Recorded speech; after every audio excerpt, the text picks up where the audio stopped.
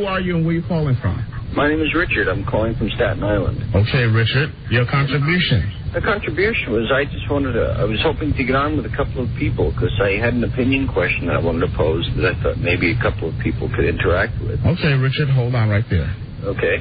I'm going to let you guys... Richard, you go ahead and let's see what happens. Okay. Can everybody else hear me? Yes. Yeah. Oh, great. My question is how everybody would feel about the Don and Mike show returning to New York airwaves. All right, here we go. How would you feel about that? Now, wait a minute. No, I want to find the pig. I want to find the pig that's burping. The pig gave birth to you, duh. Okay, now, Mr. Pig, if you could just stop burping long enough to have some discourse here. Okay. I'd like to ask you a question or two. Okay. Richard, what is the significance of coming on a radio show with lots of people listening, parading yourself as a person with a reasonable level of intelligence, and then burping into the telephone?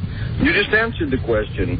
In your question of what's the significance of parading myself in front of tens of people that are listening to your show. Go ahead. Well, that's the reason. I am an idiot that likes to draw attention to himself. Okay. Well, Richard, I want to thank you for your honesty. All right.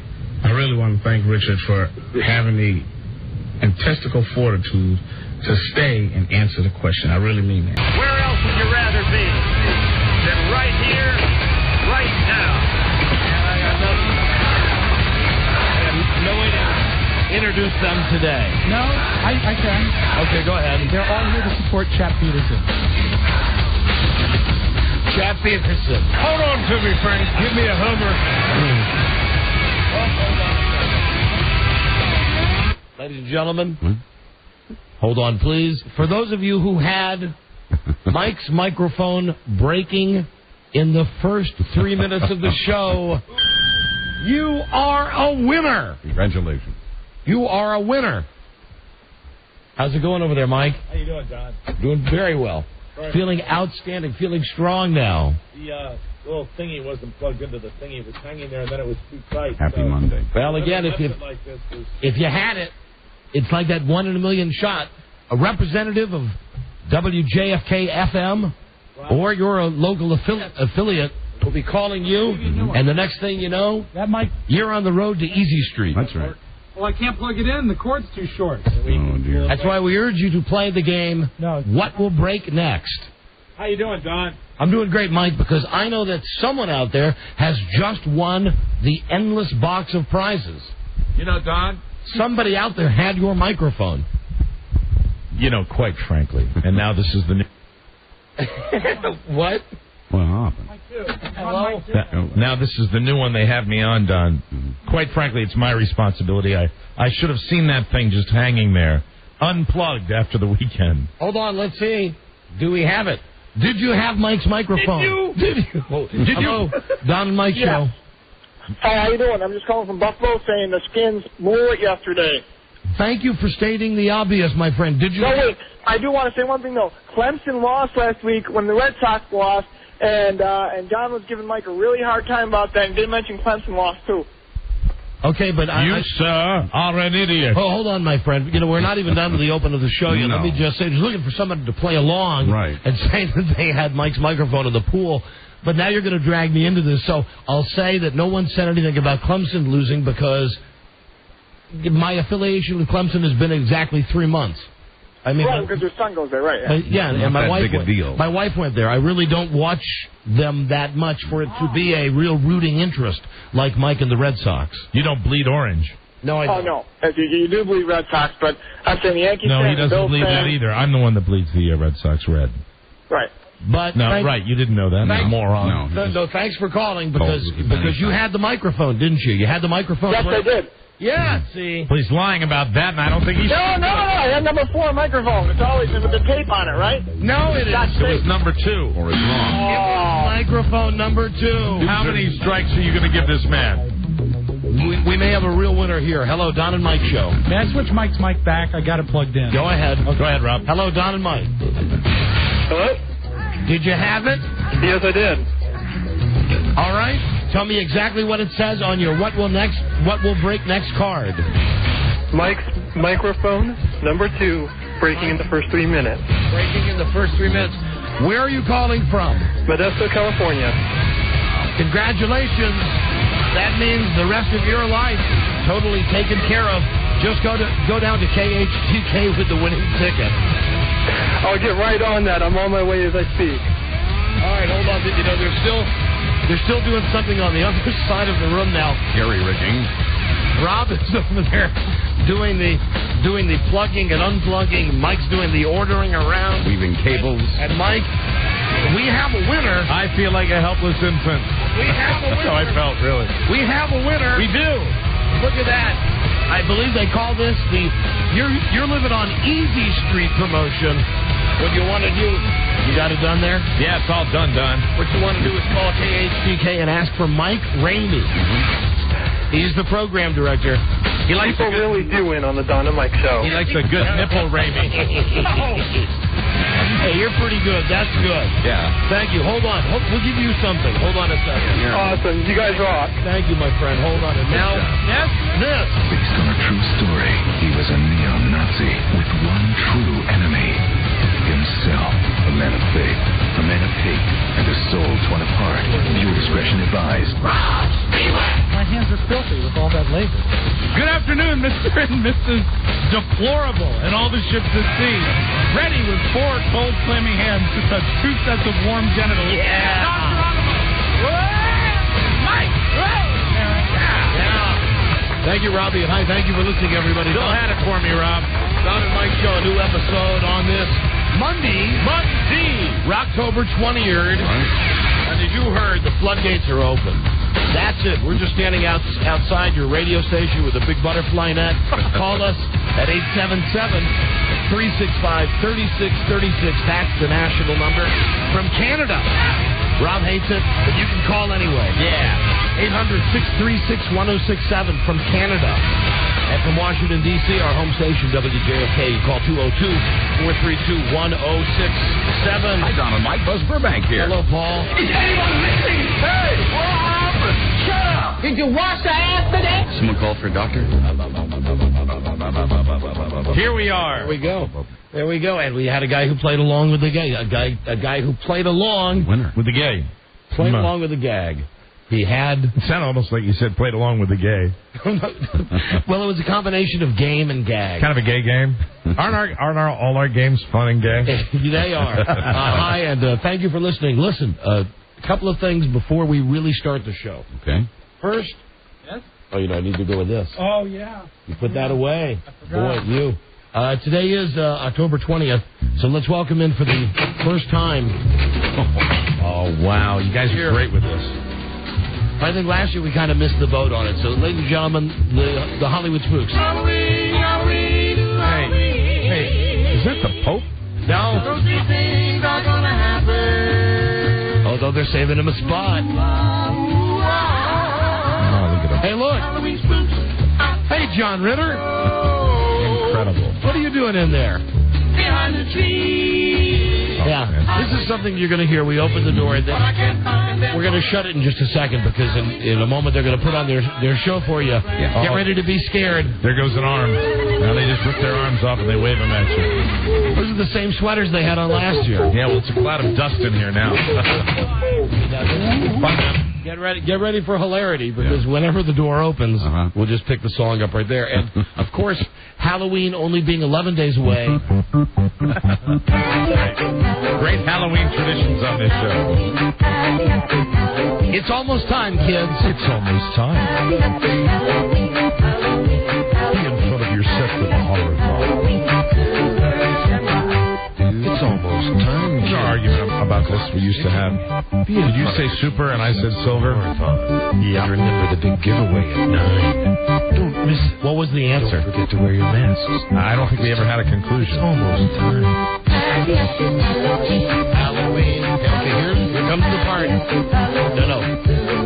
Super Shamrock. Super Shamrock. Super. Yeah. Super. No. Yeah, you used to think it was silver. Right, Super Shamrock. Right. You used to think it was silver. I used to think it was silver? Really? I don't know. I don't remember. I'm just giving you the wrong part now because that's the way I think it is now. Might have been me that thought it was silver. I don't know. All right, if you want to have that one, It was never a big one, but it was never. I don't think it was ever resolved. You're saying so? The answer is it sounds now to me. Now whether I said it originally, it sounds like Super Shamrock, and it is Super Shamrock. Yes. And I know the debate was like Super or Silver. I don't remember having that debate. You don't? No, I don't. It's a good debate.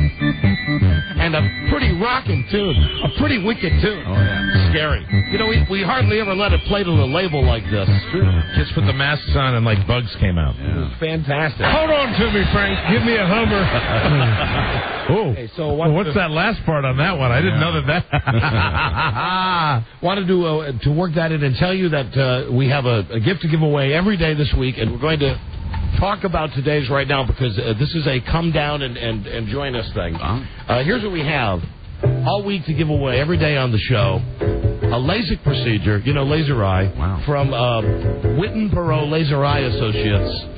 Now, not to say anything, you can get one of these things and blood will come out of your eyes. You can get this thing and all of a sudden you're seeing backwards. It's like you're seeing a reverse reality. Or you get that hole clean through your head. Yeah, but that's when you got the wrong guy doing it for you. And I'm very hesitant to endorse anything, but I will tell you that the guy that did my eyesight, Dr. Witten, did Tiger Woods and a bunch of famous athletes, and this is his joint. And this prize is estimated at, thousands of dollars. Yeah. Very, very expensive. He is really the industry standard, the way I understand it. He's the man. Let me see. They create Washington's premier LASIK surgeons and the experience of over 50,000 successful procedures with affordable 12-month, no-interest financing.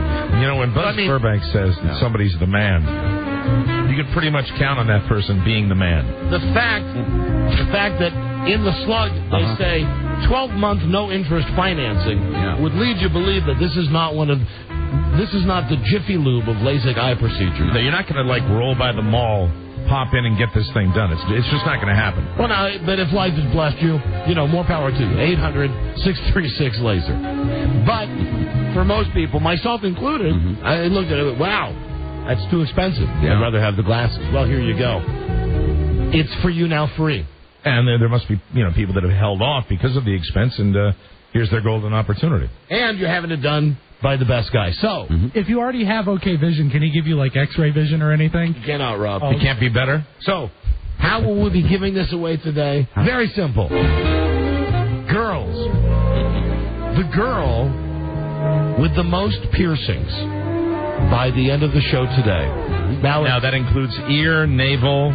Total body piercings, Mike. Even But everything will be counted. Every hole in your body will be counted. Not the natural holes. No. Right. These are only ones that are man-made. The ones that God gave you, we don't want a part of. Although we may have to look at part of them to see other ones. Yes, Mike. Don, will we be able to see? Do we have to verify by seeing all the piercings? We do. Okay. So I'm thinking that we might have a winner down there. That might be the tiebreaker. That'd be great. So, girls, listen, if you're one of these girls that's all pierced up, you want to come down to the Don and Mike World Broadcast headquarters today. Tattoos are not included. No, just piercings. Just piercing. We have to be able to see, count, and verify all of your man-made holes. I would imagine those girls that have that whole row up on the top of their ear. And, hey, it's nipperific, okay? And don't forget to drive the brand new Ford product, the CLI Taurus. It's a whole lot of fun. So come on down, girls. The only thing is there's always the age limitation on this, and I know that although we love having our junior listeners down here. Oh, yeah, nobody likes it more. What is the age? It's not, Rob.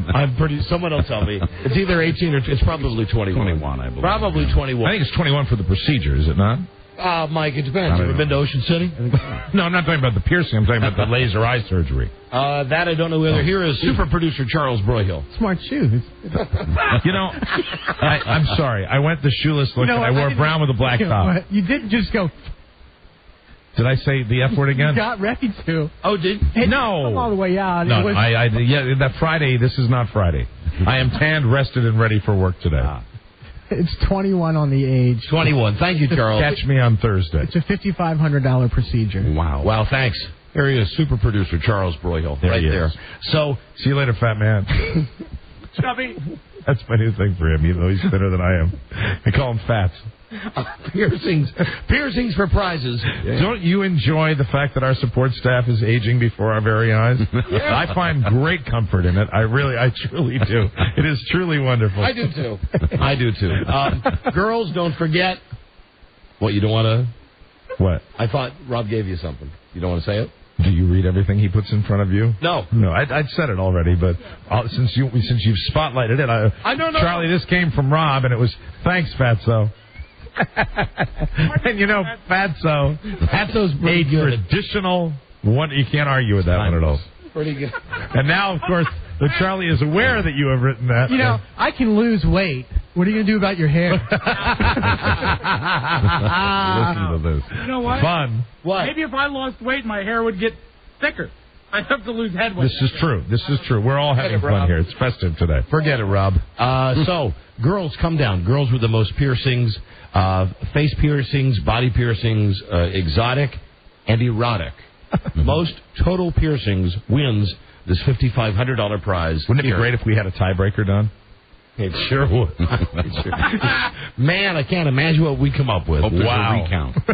Recount would be great. So we're at 10800 Main Street in Toothless, Fairfax. You have to make sure they're real, too. That's right. Big sign outside says WJFK. You can't miss it. And there's, of course, proudly the CBS logo. Right. Hello, Don and Mike show.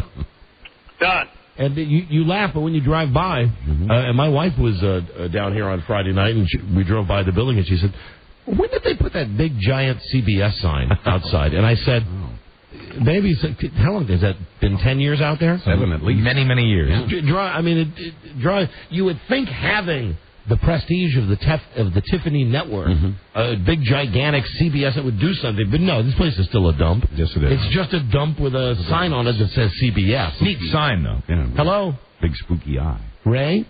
Yeah. You're on the air, Ray. Don, it's Silver. Silver. Silver Shamrock, not Super Shamrock. It is Silver, definitely. Sounds like Now, wait a minute. Now, see, I don't remember which side of the argument I was on, and I think I heard Super this time. Me too. Yeah. You have to look at the video, and you see the logo of the company in the commercial. It's Silver. There will be people that remember that argument and remember which side we were on. Yeah. All right. Thank you, my friend. Okay. Whatever. I mean, if I already lost the argument, I'm not going to fight it again. Is it from Halloween 2? Is it from the first one? The original one. Is it really? No, me is 2 because that was when... The first one is just your traditional scary movie, and then they put that like almost sci-fi twist with the mask. Hello, Don and Mike. Are you sure that wasn't from the first one? No, I guess you're right because that was the gimmick from the second. Because it's a family that gets lured into the factory where the masks are made. And the D's family. And the masks are Don. Hello, Johnny D. Don and Mike. Don. You're on. Hello. Hey, man, it's Halloween 3, and it's Silver Shamrock because there's like a silver button on each mask. It had like a shamrock on it, and that's what released all the bugs in these kids' faces. And see, here we were saying Super Shamrock again. No, it's Silver. And you say it's Halloween 3. Halloween 3 because it's the only Halloween movie that doesn't have anything to do with Mike Myers. You know what? You're absolutely right. I agree with you. Right. It's Halloween 3. All right, it's tough to get worked up for this one. Even though that guy knows that Smashing baby about Mike Myers. I mean, don't you think we have to banish him to the basement of the science building? Most definitely. Because he knows it and is speaking it with such authority, and I picture he's wearing some kind of a Lord of the Rings home outfit right now. Like wearing a tunic. Are you? You're there. No, actually, I'm a painter, so I'm wearing my painting clothes. You're painting clothes? You're painting clothes. Yeah. All right. You just like your horror movies. Yeah. All right, so let's review. It's Halloween 3. Halloween 3. And it's Silver Shamrock. Silver Shamrock has nothing to do with Michael Myers, and it reduces bugs into kids' domes. Smashing baby. Now, the original Halloween would be your Jamie Lee Curtis, correct? Yeah, and like the last one, too. Okay. Perfect. Okay, the last one. Okay, thank you. You're welcome. Good day. The last good one day, being, sir. of course, Halloween 17. I said good day to you, sir. I said good day. I saw a movie this weekend that I thought I would not like, and I did like. I saw the Jack Black movie. Went with That's the one I thought I recommended to you, right? Yeah, I went with my son. Here's the deal. We'd seen the previews for it. Right. My wife and I had seen the previews and thought, this doesn't really look funny. And then the reviews came out, and the reviews were great. Right. And I normally don't believe the reviews, so I said, But, it's that deal where, my kid still is up from college, and he wanted to go see it, so we went to go see it, and it's surprisingly good. It's Jack Black doing like an Adam Sandler. Is it LOL, Don? Parts are LOL. Now, not LOL or ROTF LOL. Not rolling on the floor laughing out loud. I haven't seen it, but IMHO, it is LOL. F you. I went in with low expectations because I was thinking it was going to be like an Adam Sandler type thing. H.O.? Oh.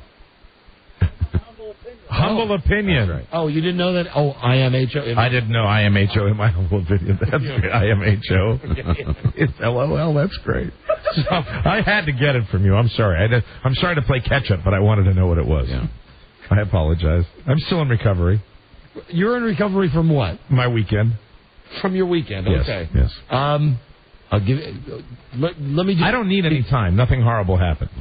I'm just saying I'm in recovery from my weekend. I'm downloading from my weekend. Okay. Well, I knew you were up in the office. You did? How did you know that? About the thing with the TV show where you mimicked a conversation. Like my paranoia? Yes. Yeah. Yeah, the extreme paranoia. Mm-hmm. Which is just part of... Well, you should should know, though, that you should know, in all honesty, that bubbles every day just below the surface. I just don't show you it very often. You must be joshing. It's always right there, especially on that subject. You should know that after all these years. You should know that my jealousy of you and Rob is just beneath the surface. And when you commiserate about a show that I recommended that you both didn't think was what I thought it was, it hurts my feelings. It really does. But it wasn't presented to you in that way. Not at all, but I know. But see, I know what you know. All right, I know how you guys will probably talk. Okay, he thought it was going to be so funny. It really wasn't funny. No, we didn't. Here's the deal. Mike said to us off the air last week, watch this show for reasons to remain unsaid. Mm-hmm. You'll laugh. So I turned it on yesterday, and I believe I left you. Did you check your messages at home? I got your message over the weekend where you were. I think you called me during the show. Right, and I said I've got it on. Is this the guy? Is this the guy? Mm-hmm. Okay, I'll see you later. Bye. And then later. Well, you immediately cleared it up for me when you said it wasn't the two hosts, and I thought they were the permanent hosts. Yeah, the guy's name is Peter Barth and Peter Goober, I think, and they're very funny guys. So I was talking to Rob later in the day, and I said, "Oh, hey, did you watch that Mike show?" And he said, "Yeah, I watched it, and I don't know." And I said, Rob, that was it? And that was the end of the conversation. Yeah. That was it. And I asked Rob if he thought that the guy looked like Robin Williams, like I left on your message. I think one of the guys does look like Robin Williams. Anyway, whatever. That's the extent of it from my end. Is that I watched the show. I mentioned something to Rob. I left Mike a message about it. So I come in and the topic comes up somehow, and Mike says, "Oh, I know you hated it. You and Rob hated it. You were on the phone with each other like one of the 50 times a day." And I'm not exaggerating. Am I? No, you're downplaying it. Mike says, one of the 50 times a day you're on the phone with each other. Hey, did you watch that show that he tried to show us? Oh, it wasn't funny. No, he's not funny. No, he doesn't get jokes like we get jokes. Yeah, man. It's pretty nice. Then you exaggerated at the end a little bit, but by and large, that's exactly what I was saying. And I said to Mike, really, I'm not busting your balls. Nothing could be farther from the truth. Mm-hmm. Nothing could be further. It was never going to be brought up on the air. I know. I understand that. I had no thoughts. It's not in my notes here to mention. When I enter areas that I just shouldn't bother with, I shouldn't. I mean, like recommendations of TV, it doesn't work. Mm-hmm. It only works with two guys on this show. And you know what? I have my very wonderful job and my place, and I know it, and I'm secure in it, and it's just sometimes when I try to do the things, I was really, and it really just, I messed with it, and I was very disappointed, and then the fact that you were talking about it with, your TV buddy. I talked about it with my wife, too. Yeah, well, the same thing. And, and it was just, it really, I just could picture it just going, because it wasn't if it was the two hosts that I Mike, said. It wasn't, the conversation was not held at the absolute level that you think it was held at, with the importance that you are strapping to it. Well, that's probably the download from the weekend, because I'm very downloadable right now. After that, that's probably why. But I like doing that. Do you understand that it's fun to do that to you once in a while? Do you understand? Sure. It makes me feel good, and it's not really that serious, and it's not that big a deal. But it's fun to just sort of say that, because it does float around in my mind somewhere. Where how many years have I been jealous of your little relationship with Rob? But now, and now hold on. Not to the extent where it paralyzes my relationship with either one of you individually, but I've always, felt that way. I've always, just always been like kind of outside on this little world. Weird when you boiled my rabbit. That was the only thing I didn't like. Well, you know what? Fine. You left it in the yard. I know. I couldn't help it. My bad. But Mike, Rob is my best buddy, but I went out to dinner on Friday night with Buzz and Marcia. Right. I don't want to socialize. I pick up the phone and I chat with Broyhill many times during the weekend about much of the same stuff that I like to think that you and I kick our relationship into overdrive during crunch time. That's when you and I get stuff done. When it's crunch time, that's when we're when it's the most important time. I've never had a problem. Right. I was just complimenting you. I was complimenting our relationship. And then you were on some different plane where you were in a defensive crouch, and you said, I just complimented you. You said, I think our relationship is the best when it's really crunch time, and you say, I've never had a problem. What here's what I mean. Explain that to me. Here's exactly what I mean by that. We're fine. We've always been fine. You and I do things you're fine with this. The way that we do them. And you're not fine with it? Not always. No. I mean, there are moments that I wouldn't change anything. I just like to give you a hard time about it. I like to give you a hard time about, you've got to, would it be safe to say? Yeah. Go ahead. Outside of when we're dealing with something extraordinarily important, that you communicate frequently with Rob and with Charlie, right? But you don't communicate frequently with me, right? Yeah, or Buzz. Or Buzz. So, I mean, that's fine with me. It's just, but it's a truism. It's a truism, and I know you're fine with that. You have no problem with that. But sometimes it's always a little pang. Well, if you want to really take it down to this. But I don't want to be connected. I do not. Let me just say it again, because I've been down that road before. I'll take it down to a teenage level. Yes. When you get down to just you and I. Yeah. Who calls each other? And that would have to be like, I'd have to win that one 98% of the time. Yep. Who calls the other guy when it's not work-related, when it's just, hey, did you see this? See, you go into an area like this and you get hurt. Did you hear this? Or even, I give you the stuff when they say, hey, guess what? I heard so-and-so over at so-and-so going to be fired this week. Yep. It's all you. And hey, hold on a second. Hold on. No, now he's writing something down. Okay. A reminder, apparently. What? Right there. Yeah. Remember that? Yeah. No, you're absolutely right. Okay. Absolutely.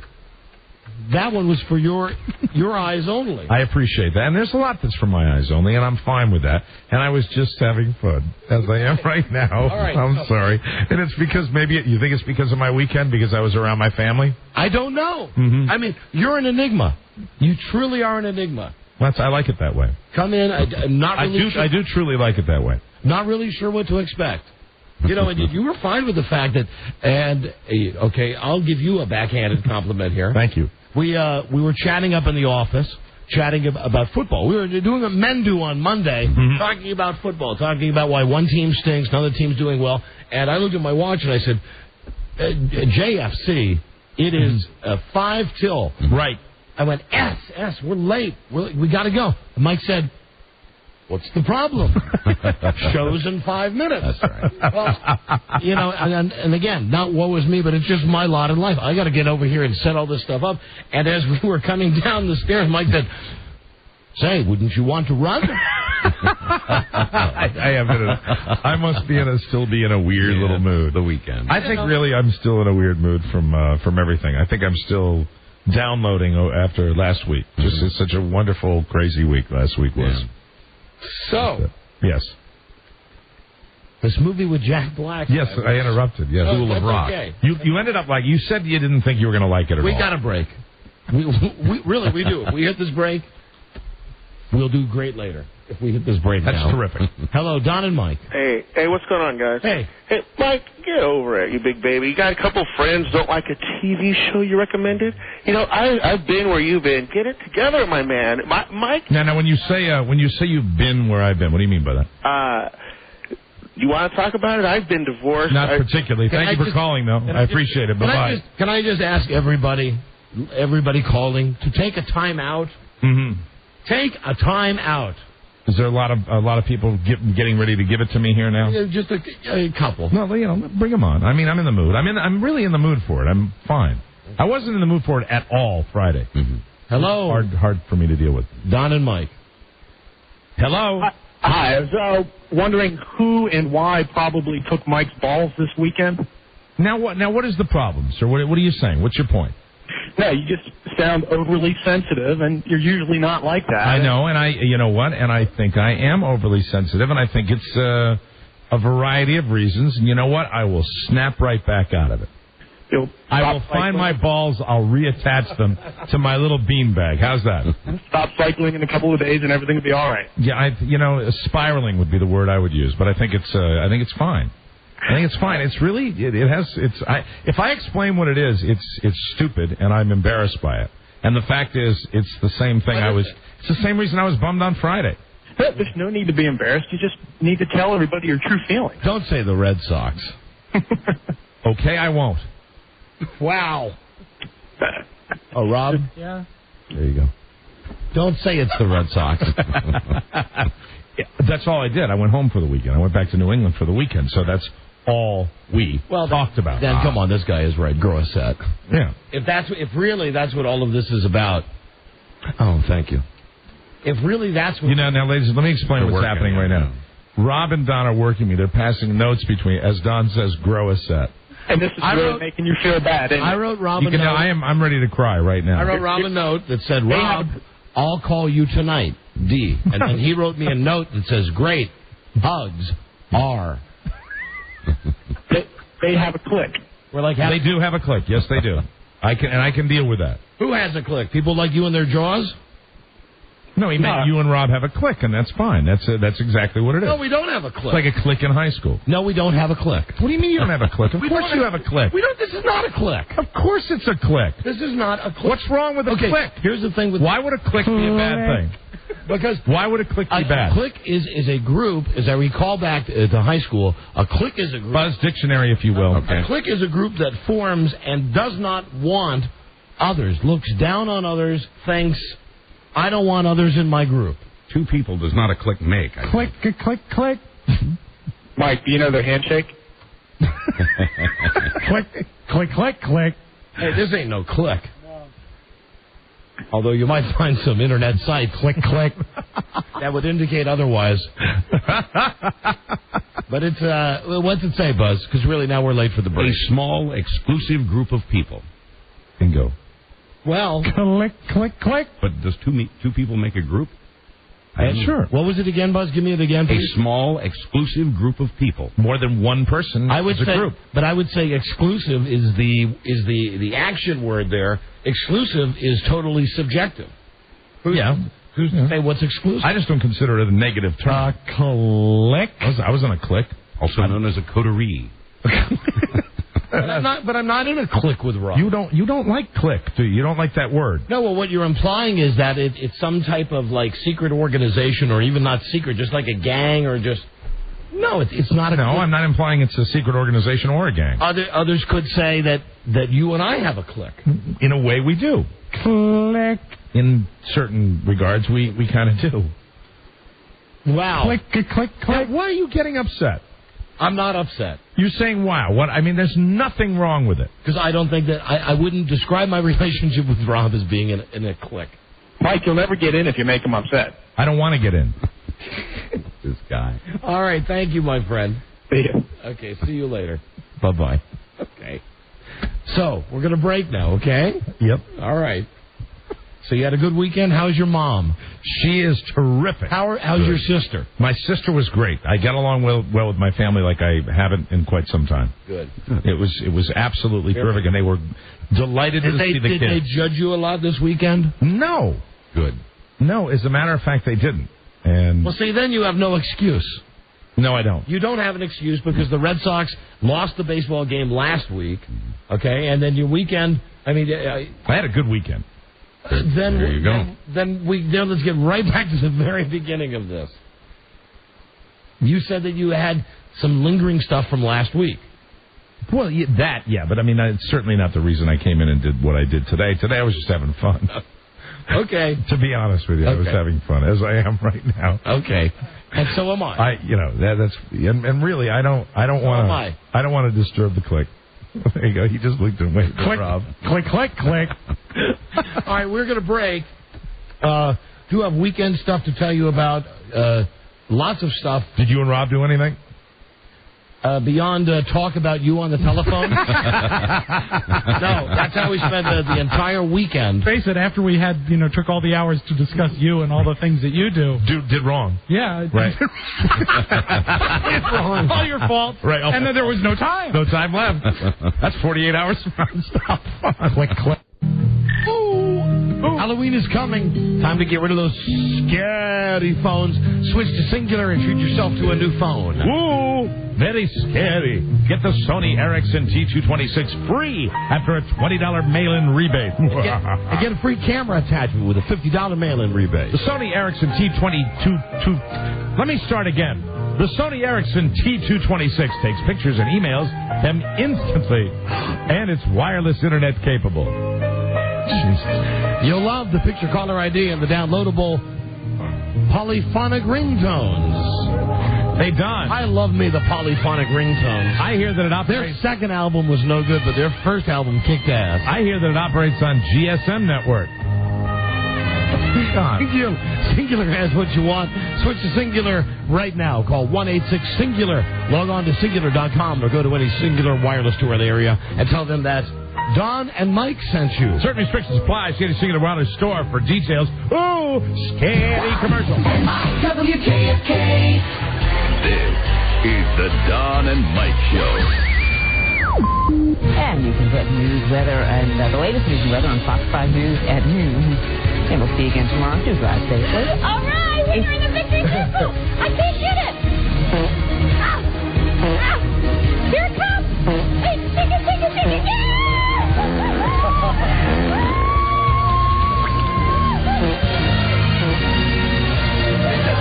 Mike Show. Time to polish the peanuts. Time for Don and Mike. Yeah, you're listening to us. We are the Dean's Peanuts. Here we are. And we're giving away a $5,500 prize today on the show from Witten Perot Laser Eye Associates. It's the LASIK procedure. Get your vision perfect. Girl with the most piercings. Amen. Face, body, exotic, and erotic. The most total piercing wins just show up here. Don and Mike World Broadcast Headquarters, WJFK on Toothless Fairfax. And we'll see you... there you go. Yeah, just take a minute, ma'am. Come on down. We'll see you. See what you got. See what you've got for us. Seriously. Right. So, saw the movie School of Rock over the weekend. Like I say, went in thinking it was going to be like a bad Adam Sandler shows he's, cute with kids type movie, and was happily surprised by Mr. J. Black. He's a crazy dude. That was J. Black, Mr. Jack B. The only knock I've always had on him is that I kind of think he has that one, angry face that he does. Does he overdo that in this movie, or is he? Because otherwise he's a pretty funny guy. No, and the reason that John Black, Big John Black, the reason that Jack Black is good is that he doesn't do just that one scrunched up mad face, but because he does more than just the scrunched up one mad face. Right. You're afraid that if he does the other ones, that he's just going to become like a schmuck like Chevy Chase. Exactly, with just the one act. Well, he does not, and it was a good movie, and I enjoyed spending the time with the boy. In French, it's Jacques Noir. And he's still here, as evidenced by the piles of dirty laundry, as evidenced by the sniping that's going on. So he's having a nice break. Yeah, he's having a wonderful break, and the timing I think for everybody, for me, for Frida, and for Bart, couldn't be better that he's been with us now since last Wednesday, and he's still not gone. Now, you just out of curiosity, you were talking about the fact that they can't at the school mail you his grades, right? Right. Oh, but they let us know if he's failing, if he fails. Right. But do you also know? Can you find out what his schedule is? Could you find out if he was like having a regular class schedule between last Wednesday? Yeah, and I think that information is available. That's the kind of stuff my wife would look at and probably would be able to tell you that. Yes, I know he has classes. He's told me when he has classes. This is the thing about being a dad as opposed to being a mom. If you're a mom, when you hear that stuff, you really retain it. You remember, okay, he's got Eco on Thursday at 3:30. He's got advanced, blah, blah, blah, blah. Yeah, I guess dads aren't supposed to pay attention to that. When you're a dad, at least it's how it's working with me being a dad, he tells me and I go, okay. And all I really process out of all that is just, he's got classes. He's told me when he's going. That's it. As long as I don't get a letter in the mail saying he's bombed out, sure, then I'm happy. I'm very happy. So, but having him around, well, it's a joy, and we love having him back in the house. Make no bones about this, that the empty nest thing that we had gone through, we've adjusted to, and now we've got things in the house the way that we like them. Right. And all of a sudden, the tornado is back, and there's food everywhere, and there's pee in all the toilets because he still doesn't flush the toilets, and it's like I walk in, and for some reason the kid.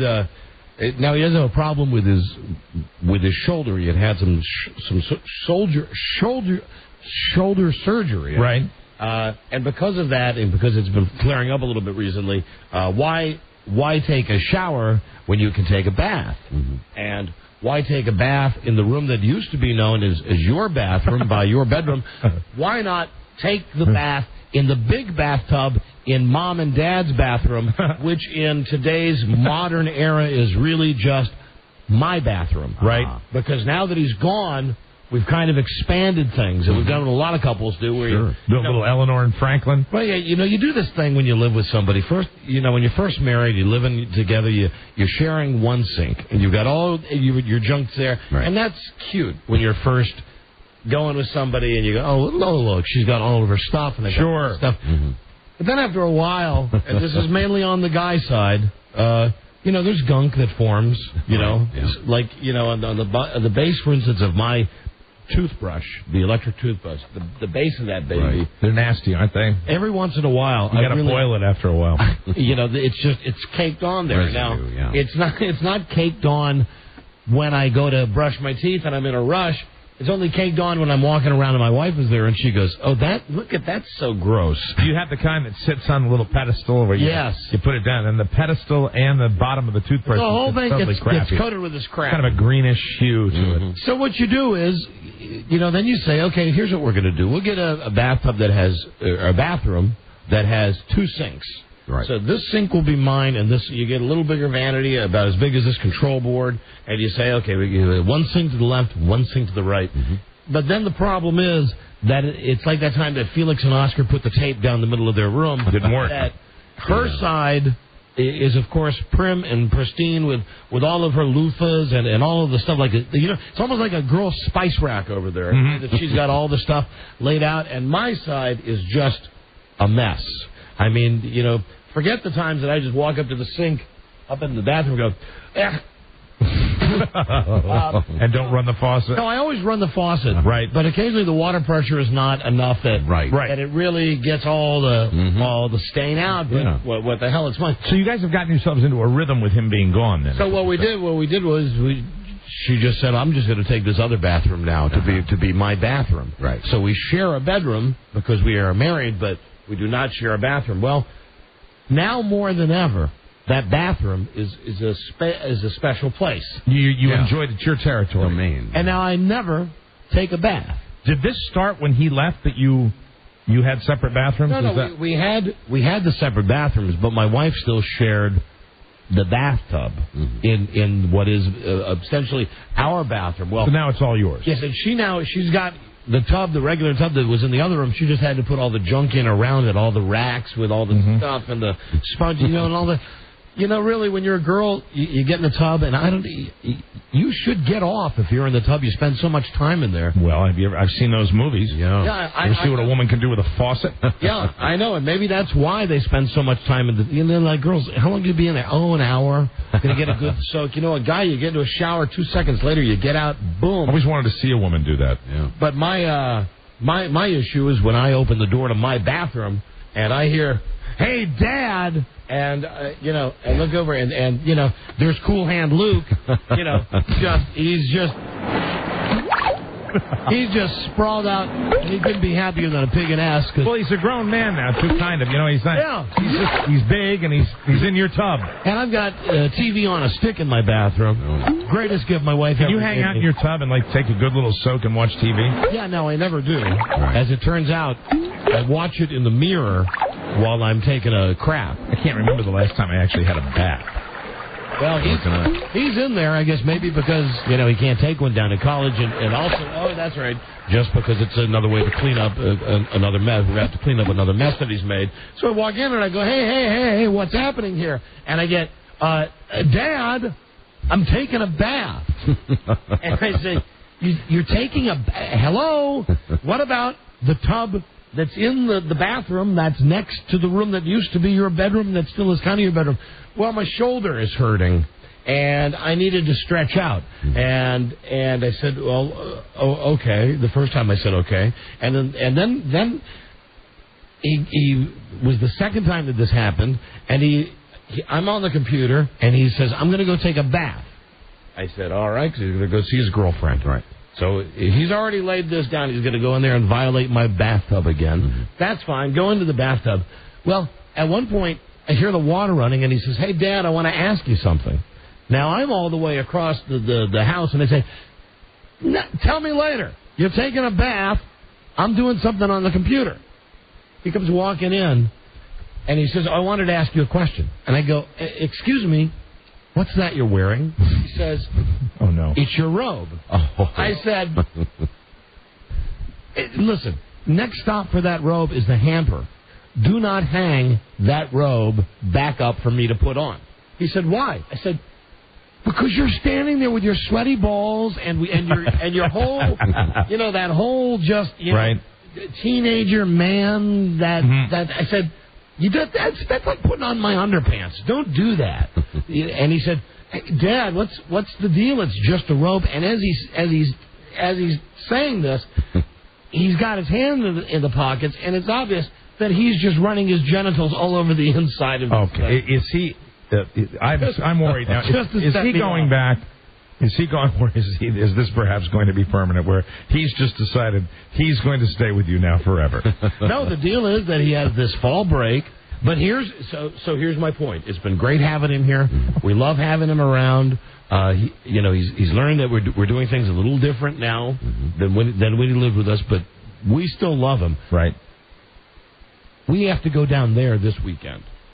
Down to Clemson this weekend because it's Parents' Weekend. Okay. So here's his logic on that. One of the things that we had a brief conversation over the weekend.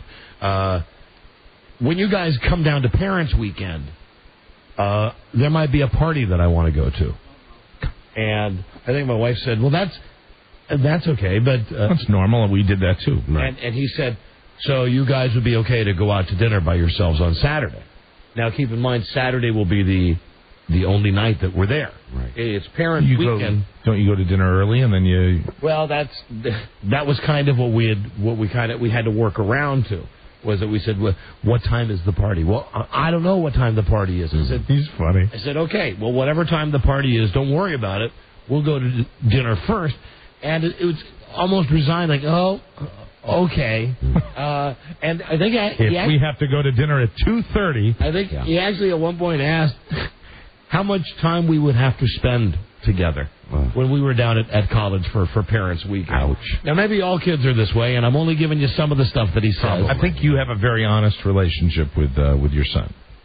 I think he's very open with you, and so he tells you exactly. Maybe some kids wouldn't be that honest with their parents, but they certainly feel it. Right. Well, when Mommy and Daddy come, it's but also he's just seen you, so it's not like I remember like the first Parents' Weekend. I had been away at school from August, and it was in October, and I was glad to see my folks, but then it was that night I was out with my pals anyway. Yeah. So anyway, that's what's going on there. Now Friday night I have two other events to tell you about.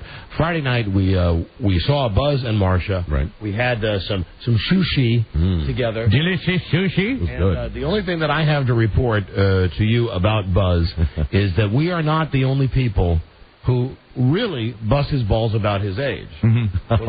When we walked into Buzz's house on Friday night, the first thing you see by the door is, you know that walker that Fraser Crane's dad uses? Right. That like three-pronged... Like a cane with feet, four feet at the bottom. Exactly. So it stands up by itself. There's one of those in Buzz's... Self-supporting cane. Yes. There's one of those in Buzz's house. I have one now. Why? His neighbor gave it to him for his birthday. My 50th birthday. How old is your neighbor? Younger than I am. Early 40s, I think. Yeah. Wow. Yeah. But it was proudly sitting out there. There you go. Yeah. For all this... Well, you might as well hold on to it, then you won't have to buy one. That's true. It was proudly sitting. We had a wonderful night with Buzz and Marcia. We did. And then Saturday night, thank God I didn't draw this duty. My mother-in-law, who I mentioned, spent the weekend with us. Yeah. Yeah, baby. Yeah! She came to town because it was her 60th high school reunion. Wow. Now, memory serves me, there was a 60th high school reunion that she went to last year that my wife went with her. I asked about that, and I found out that, well, I guess they're being realistic, but it's also kind of creepy. They're going to have a reunion now for this high school class every year because they're just dropping like flies. That is creepy, and I haven't heard of that. Because they are just, I mean, every year it's like you look around and go, wow. How many were at their last high school reunion? Those numbers I don't have. Let me call my wife. She could tell you very briefly. You know what's creepy they did for my grandmother at Carteret High School is after a while they started just looping the classes together. Oh, yeah, they do that. It's really bad. What's the point at that stage of the game? And my wife said there was a bunch of World War II stuff. A lot of World War II talk. Really? Yeah. Well, what else are they going to... Bob. Trying to remember who won. What else are they going to talk about? Hello. Baby. Hi, sweetheart. Hey, when you were at that thing with your mom... And we didn't lose, and I'm part of the class of 42 now officially. We didn't lose any members in 2003, so that was good news. So what was the total at the last reunion? Well, how many people were there? Yeah. I don't. Let's say 70 with dates. That's pretty damn good. But you got spouses, and you have me, and the occasional young. How many actual members of the class were there?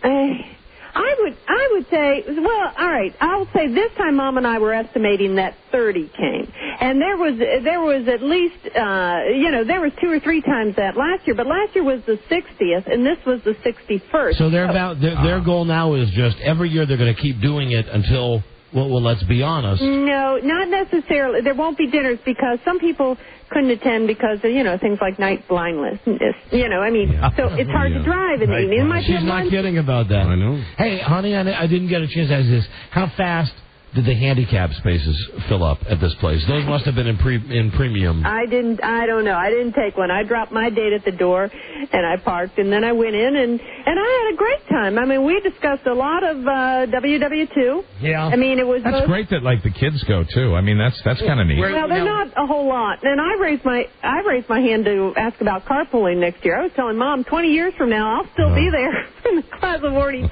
saying, what happened? I can't imagine going to that thing. And there weren't a lot of... to these folks, I'm like Britney Spears when I go there, so it's wonderful. And there were not a lot of other kids that were there. I mean, No. So you were pretty much it.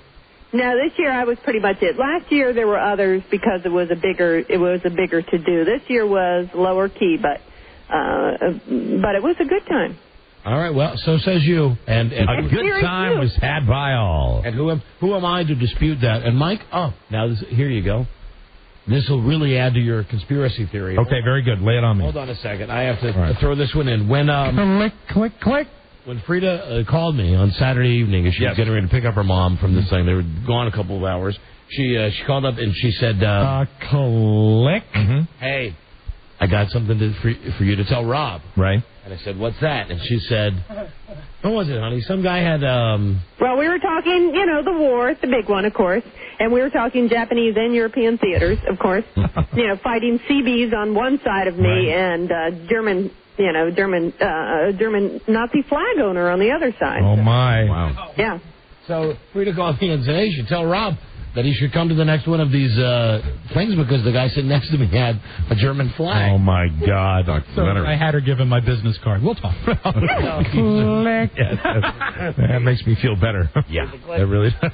I feel strangely better right now. It continues. All right, baby. All right, boo-boo. All right, love you. I love you, too. I can't wait till it's just you and me again. Well, our doors are open, and we'll be seeing a lot of that guy. When's his scheduled ETA? ETD? He laughed. He told me, and I kept a straight face and just looked and nodded like I believe this. He says he's getting up to 6 a.m. He says well, let me take this back. He says he's leaving at 6 a.m. Now, that's possible if he doesn't go to sleep.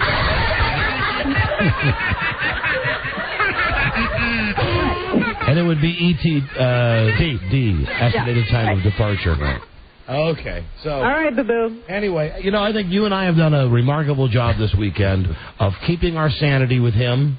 Frida and I have to have little meetings, and it's dangerous saying this. You think he's listening now? Yeah, I don't know. He could be. Well, then he probably shouldn't hear about the little parents' meetings that we have. You have to have little strategy sessions? Yeah, well, we give each other pep talks. That's good. You need that. We do that. We give each other the stay cool pep talk. Right. Stay cool. Just like, my mantra has been, cleaning lady comes on Tuesday. Cleaning lady comes on Tuesday. Oh, wow. That's my mantra every week. I know. Whether he's here or not. I know. All right, baby. Love you. I'll see you. All right, bye, Ziggy. All right, goodbye. So that's it. I'm out. So he's gone tomorrow. Well, he doesn't have to be. I don't know. He was originally going to leave today, then he was going to leave tomorrow, and I think he has a class on Wednesday, so I would think he would have to be back by Wednesday. And then it's Thursday, Friday, and then you're down there again. And then we're there again. Hooray. But it's kind of like not really empty nest syndrome, is it? No, and you get all ramped up for empty nest syndrome. You make the big deal about sending him down there, and then all of a sudden you realize that it's going to be this way well into his 30s. And if you will just let me indulge for 1 second with one other thing that's weird now that he's going out to college, and I don't want everybody knows. I hope you know how much I love my son, and really I think we have a great relationship. I just tell you the bad stuff, the goofy stuff, so you're not bored to tears. But this is a real life mini dilemma that maybe a lot of parents go through. He's down at college. He does whatever the hell he wants. Mm-hmm. So he comes up here, and I say to him, where are you going? I'm going out. Going with my girlfriend. Does a relatively good job of telling him I'm going here and I'm going here. What time are you going to be home? I don't know. I said, give me a ballpark. I don't know. Now, he's not... I've been sleeping when he comes in. The days are over, really. Yeah, right. You can worry, but that's about all you can do, right? Right, and that was going to be my point. You're done really being able to say... At this point, let me just say... Of course, he's still living in your house, so you have that jurisdiction. But it used to be a much bigger card that you could play. Right. Yeah, because then you could take things away, privileges, license, the whole 9 yards. Not that you couldn't now, but now... hell, if you're going to send him out there, every other day of the week, 1,000 miles away. Right. What the hell? But on the other hand, I don't want to say, hey, nice seeing you. Hope I see you sometime in the next 24 hours. I mean, you like to... I think my freshman year, when I went down to college for the first time, that first weekend, I may have stayed up for 3 days. Because it was so much fun. Well, he may be doing something like that. Yeah. There's nothing going on either. I don't want to make that, Right. I don't want people to think that, that it was narcotic induced. It was actually just so much fun to not have to be anywhere. Right. And not have to be in because your parents were waiting for you. It was amazing. I got a call last night. I don't know, 10:15, 10:30. Hey, Dad. I go, yeah. Do you need anything at Walmart? Say, I can't think of anything. Do you need Sharpies or pens? Or anything? Rob said again, wasn't he at Walmart last time? Why the late night trips to Walmart? Well, and again, this is, God, I hope he's not listening now. I hope he's not listening.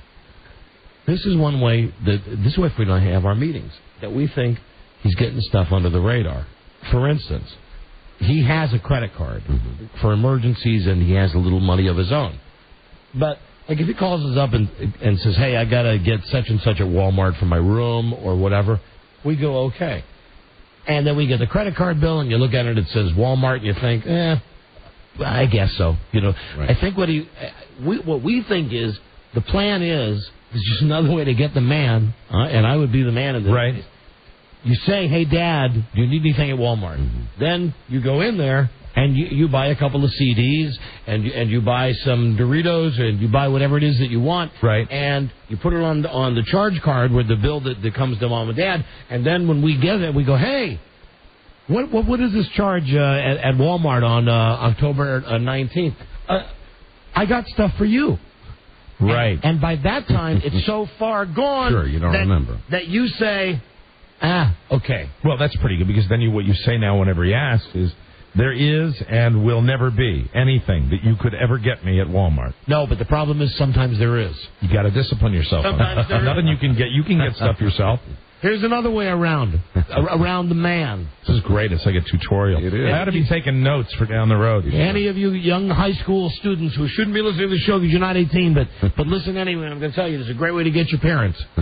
If you have dopey parents like me, and I mean, I'm a dopey parent, my wife's a dopey parent, because we gave our kid a gasoline credit card. Okay, because he's 1,000 miles away. So you're talking he's got 2 credit cards now? Yes, he has the emergency and he's got the gas one. Okay. Now, we've told him you only use it for gas. Right. And he can get away with a scam if he goes $3,000 worth of gas a month. Well, see, the thing is, he's not worked the man yet. With me being the man, I don't mean work the man. I mean, he's not getting at the man because he's not figured out the way around this. Right. When you go in and you get Slim Jims and whatever it is, Big Gulps, whatever he gets at like the Tiger Mart, the Exxon Tiger Mart, right. Put some freaking gas in the car so that I don't get a charge on my Exxon bill that says $3.52. That becomes rather apparent. And there's also the worst thing you can do with the gas card that your parents have is buy gas for other people and then have them give you the cash. Oh, my God. Oh, hey, shut up, you. Not how my mind works. No, not at all. You never did that, did you? What if he's listening? Wow. I'm dead. So that's another thing. I had to pull him aside and say, "Hey, dude, listen. That's good. I don't mind if you're going to get a little something. Just get gas when you get it." Right. I don't even remember how I got by in college. I swear to God. I would have loved to have. I would have pulled every angle you can to get a little extra money, Oh, and he does. And we didn't have them. The credit cards weren't invented when I went to college. And don't think that I don't hear it, too. "Oh, Dad, all my friends have all the creded cards." Sure. Well, TS. What, are they saying, like MasterCard, Visa, American Express? Yeah. Diners Club, Discover. A lot. Players Club. Sears. All the Venetian. This is the thing that I've heard since he was, started going to high school. But, Dad, why am I driving a pickup truck? Look at, Johnny D's has a BMW.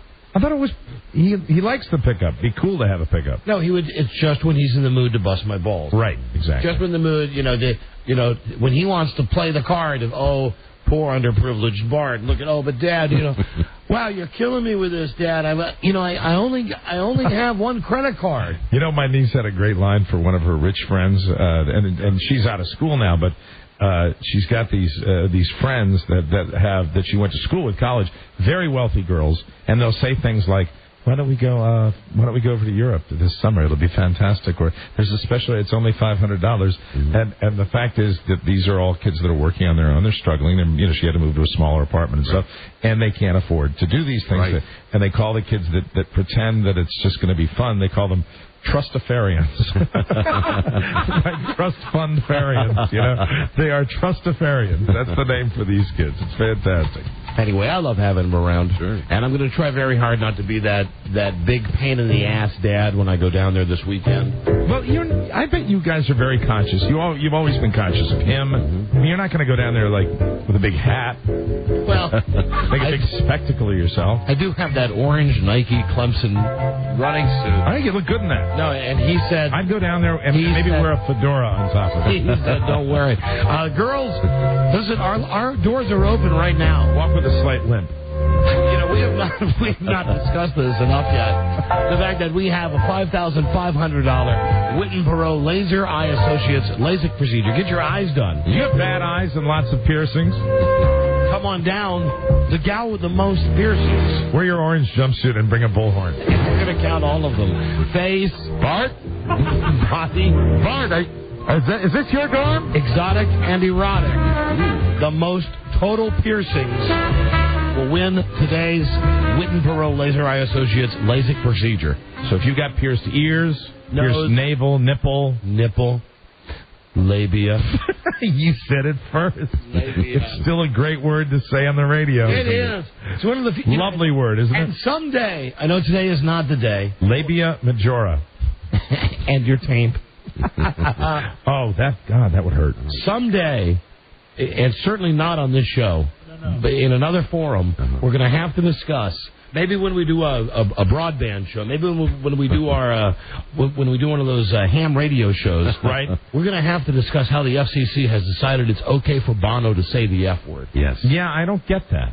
It seems to me it's going to give us an opportunity to go into certain areas, though. It seems to me, and I don't want to get into this very deeply now because we're going to hit a break here, but it seems to me that if it's okay for Bono to say the F word, and this was a ruling by the FCC, that it should be okay for us to say the F word. That the way the rule was laid out, the way that I understood it, was that he wasn't saying it like he wanted to F somebody. Right. Not in a sexual way, not as an insult, and he didn't repeat it. Those were the three criteria that the FCC cited for not punishing the... So, going with those guidelines, you could say, if you only said it once, I'm so effing mad. That's how he used it, and according to them, in that situation, it was okay. Uh-oh. Right. Beware. Now, I purposely have not gone near this. This story's been out there for 2 weeks. Right. But I have to bring it up now. It's almost Halloween. I am so effing happy. What about it, FCC? Get it? FCC. Right, the effing CC. Yeah, that's beyond nutty and wacky. The fact that Bono can say the F word, and he did. It was on TV, right? On some award show, right? Because that guy can never just get up and say thank you. No. Guy, but it makes it interesting. Yeah, no, I give him credit. I'd like for that. to see the Smashing Pumpkins in the stadiums. Yeah, and we got tape of him saying the F bombs. He says, I'd like you to do this and F up the mainstream, right? Yeah. My man. Bono. My man. Well, I'm going to put this on my to-do list.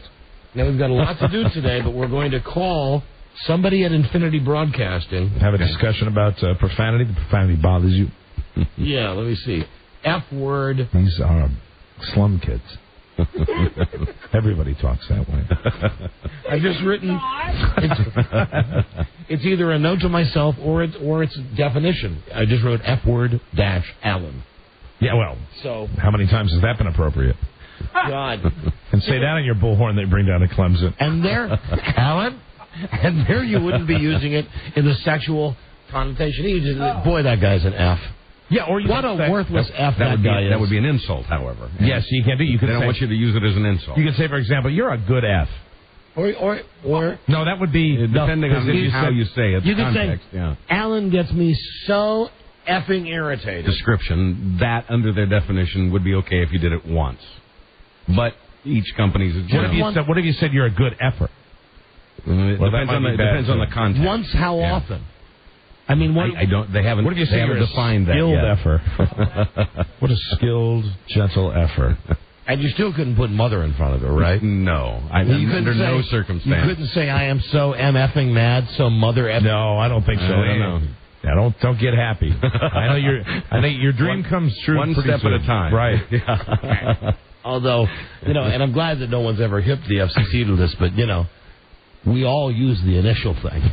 Oh, sure. And we all know what it means. Of course. I mean, we do You do. F&A. FCC. Our listeners do. We all do. You're damn effing right. Right, MFers. It's fun, though. We'll use the letters, too. It is. Yeah, because what's the argument? The argument's going to be, what is meant by MF? And the answer would be, Your Honor, mother, father. Right. Mother, father. Whatever you want it to be. Mother, father. Well, then F you. Monday, Friday. We'll be right back. This is the Don and Mike Show. How can I ever repay you? Well, a reward would be good. There is some damage to my car. It's a high-performance machine, so I had to fill it with premium. Would you like for me to take your pants off instead? Gee, let me think. Sure. The Don and Mike Show. You can call Don and Mike anytime from anywhere in America. 877-365-3636. They're ready to believe. Take it easy, honey. After all, we never see them. It's almost worse this way, just hearing them. Rich with the good taste of hypocrisy. The Don and Mike Show. Right. Hey, no grods. That's a combination of girls and broads. No grods down here yet. Where are the grods? We want some grods. Yeah, $5,500. The value of the LASIK eye procedure giving away from Witten Perot. 800-626-LASER. That's their phone number. Very good. Girl with the most piercings. And hopefully in all of the right places. Yes, and the most piercings wins the fabulous procedure. And who doesn't want to get better vision? Of course, we're going to have to find a blind woman who's got lots of piercings. Now, I know this is last minute. We didn't promote it. It's just the way it happens. Tomorrow we'll do a contest, maybe where you don't have to come down, but today you got to show up. Yeah. Here's the story. It's okay if Bono does it. The FCC has ruled that this year's Golden Globe Awards broadcast did not violate indecency rules, even though Bono said F you, right, with an ING at the end. The usual complainers reported the incident to the feds after Bono said, quote, "This is really, really effing brilliant."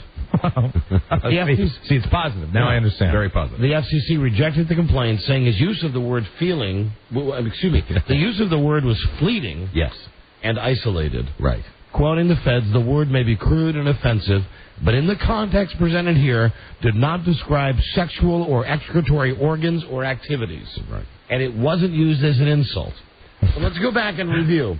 I have something to tell you that I did it again. I can't believe it. What? Just finish your thought, because I want to tell you what I did over the weekend. Speaking of that word, it ties in very nicely to that word. Let's just make sure. The FCC says you can't use it as an insult. Right. The word is crude and offensive, but in the context presented here, you can't describe sexual or excretory organs or activities. Right. It can be fleeting and isolated.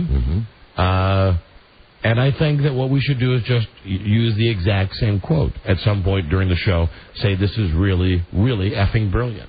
Maybe at the end of the segment as a way of describing... Well, now you've set it up, though. You've gone against the rule. Showcased. You've showcased it. Or have I?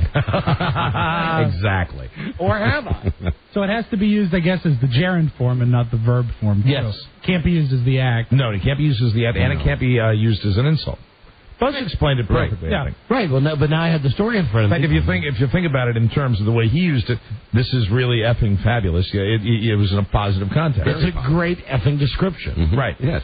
Of how out effing standing. Of how the F word can be used. Right. What I was going to mention is anybody that's a fan of Jon Favreau and Vince Vaughn in those movies they made. There was Swingers, and then there was another little movie called Made. I think we all are. I actually like them both almost equally, and I liked it so much that I told my family this would be a fantastic movie for all of us to sit down and watch. Which one, Swingers or Made? Oh, Made. I've done that. And when I sat down with Made, maybe it's because I'm desensitized to it, but I don't even hear the language in the movie unless my 83-year-old mom is sitting 3 feet across from me. The first move she makes is she said, "Dear, could you hand me my book?"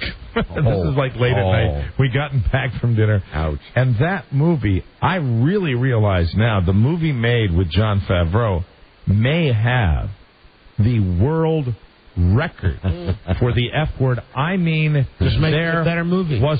But I don't hear it. It's such a good movie, you know. It's not spotlighted unless you're going. Because he's like, oh, effing you, F you. Well, I didn't know the effing thing was going to be that effing. Well, if you don't want the effing. We've had this discussion. That's how real people talk.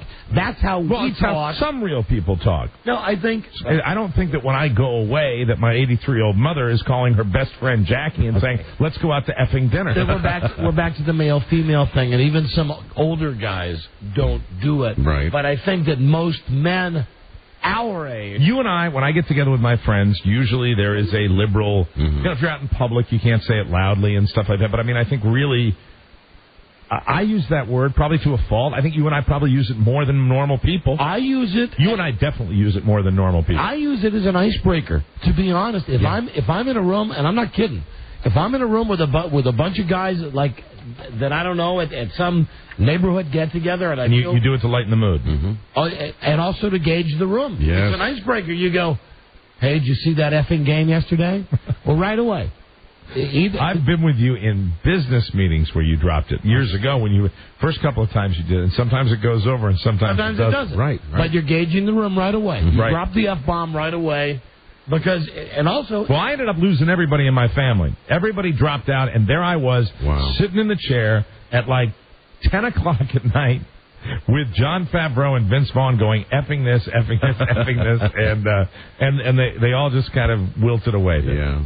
Well, your mommy knows you use the F word a lot, right? No, not really. I mean, she's heard me slip, which would probably indicate that I use the word. I rarely do, though, when I'm talking to her. But I mean, of course. I think she would know based on the kind of business that I'm in. You know, that we're like, somebody said to me one time that disc jockeys are very similar to the military. You're in such a tightly controlled element when you're doing your job, whether you're being, you're being a soldier and you're working with with superior officers, or whether you're on the air and you can't use certain words. I think all guys do. I think no matter what job... I was told that this business is notorious for it because we have to speak a certain way all the time. Yeah. But I think, you're right, because we can't do it. Yeah, because we can't do it for our jobs. Yeah, but let's say you're working at Walmart.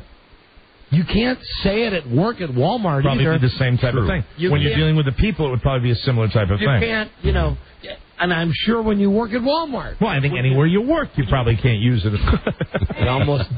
Yeah. I just said that would be F you. Yeah. Literally, I said fa and didn't put the end on it. But you would say, look at those effing moves. Well, I mean, that's up for. I don't know if it's normal and if everybody talks. That's funny. That does sound like Annie Wilkes, Does everybody talk like that? Yes. I don't. Yes, I think normal. I'm not talking about women. Guys, yes, guys drop the F-bomb sometimes, and I'll use Buzz as an example. No, the vast majority, or a certain segment, or what? I think the vast majority. It's in their go-to. Street punks like you and me do. No, I think a majority of men. I don't know if it's a vast majority, but I think most men do it. Look, there's a pretty boy right there. Aye. Right there. Buzz is a pretty boy. Buzz, a good boy, drops the F-bomb. A nice boy. Not like you and me. He does it, but he does it in his own style. Very controlled. I've never slipped in front of a parent, but, around you guys when we're off the air, no problem. And I've heard him in other situations with other people where it'll come out. I think you're right. Now that I'm thinking about like brothers-in-law, and I'm thinking about, people, friends that I have. When you're in a certain environment, but guys, it's the whole locker room. Here's the thing. How about this? I'm sure this has happened to you. Same thing with jokes and everything else. Right. I know it's happened to me. You're walking down the street. You see a guy. You're passing a guy. You don't know him. You give him that, how you doing? And he says, how you doing? And if it's raining or something like that, and you have a brief moment where you have to be under an awning together, what you would say is, look at this effing rain. Because you're going to say it because either the guy's going to go, yeah, and you're unfazed by it. It's effing coming down, or the guy, I've never had a guy say to me, I'm offended that you use that word. Right. How dare you? Now, you wouldn't do that with your wife? Yeah, I've said it to other guys. I've definitely said it to other guys, but only in one circumstance. only if I'm in a public place. Right. And there's a table of kids in back of me. Right. That's when I will say it to. Yeah, and I say that, and I'm big time about that. But that goes. Let's just say it pisses me off. Let's say that's the norm. I caught that. That was funny, and I really did that. Yeah. That's why you laughed. I know. Yeah, but I mean, and to me, it's the worst thing I do, and it happens. And when it happens to me, I'm so embarrassed. Like if I'll sit there and I go, "Hey, that is effing fabulous," and I'll look over and I'll go, "Oh God, shut up." See, no. Here's the thing. Don't be embarrassed by that because that's a word. I mean, this FCC thing, notwithstanding, that's a word that's beloved by people in this country. Yeah, I don't know if it translates by guys into other languages, but it's a word that's loved by guys. It's a word loved by guys, right? Loved by guys and used by guys, and I don't think we should be ashamed. Well, there's decorum. But you're right with kids. Yeah, with kids. Right. I can't argue that, but I've got to be honest. I've slipped in front of my mother-in-law, and I know I used to do it with my father-in-law all the time. I've slipped in front of my mother. Probably slipped in front of my ex-mother-in-law and father-in-law. I know that I've been talking. In fact, that's probably why they are my ex-mother-in-law. But no, I'm kidding. No, I'm kidding. I'm effing kidding. I know. I know that. I may have said it to my mother-in-law this weekend, and she's so used to it. Right. I mean, not that it happens all the time, but I think I apologize. But we were talking about something, and I said, well, I said, I know what I said. Oh, that's an easy effing decision. Mm-hmm. And then I said, oh, excuse me. Right. And she said, no problem, because I didn't mean it, in the real F. But women, as I would say, also the vast majority of women are not enthralled with the word either. They're not necessarily totally offended by it, but I don't think women dig it. Hold on. It's nowhere near C word.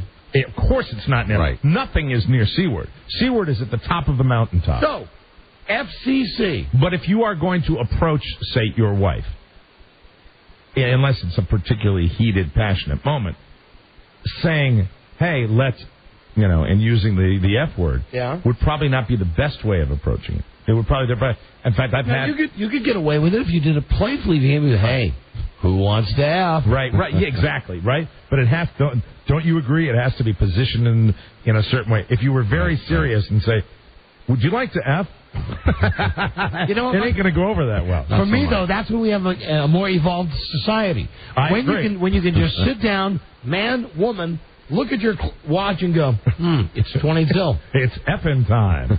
How about some F? Right. How about it? Would you like to F? Mm-hmm. You got 10 minutes to F? And then you go upstairs and you F. Right. And you say, that was a great F. So you would think society would be more evolved. You would think, or at least behind closed doors we would be. Maybe society would be more devolved, though. Oh, no, because it's already there, Mike. It's already there. We use it all the time. That's the whole thing. Don't you think the word... Yes, but don't you think what makes the word wonderful is because we can't use it everywhere. But see, here's the thing. That's why we love it. If you get to use it everywhere, that word's gone. You don't have it anymore. Hold on a second. Let me just say... If you'd hate it. No, you're talking... Now, this is just like the shake and bake discussion.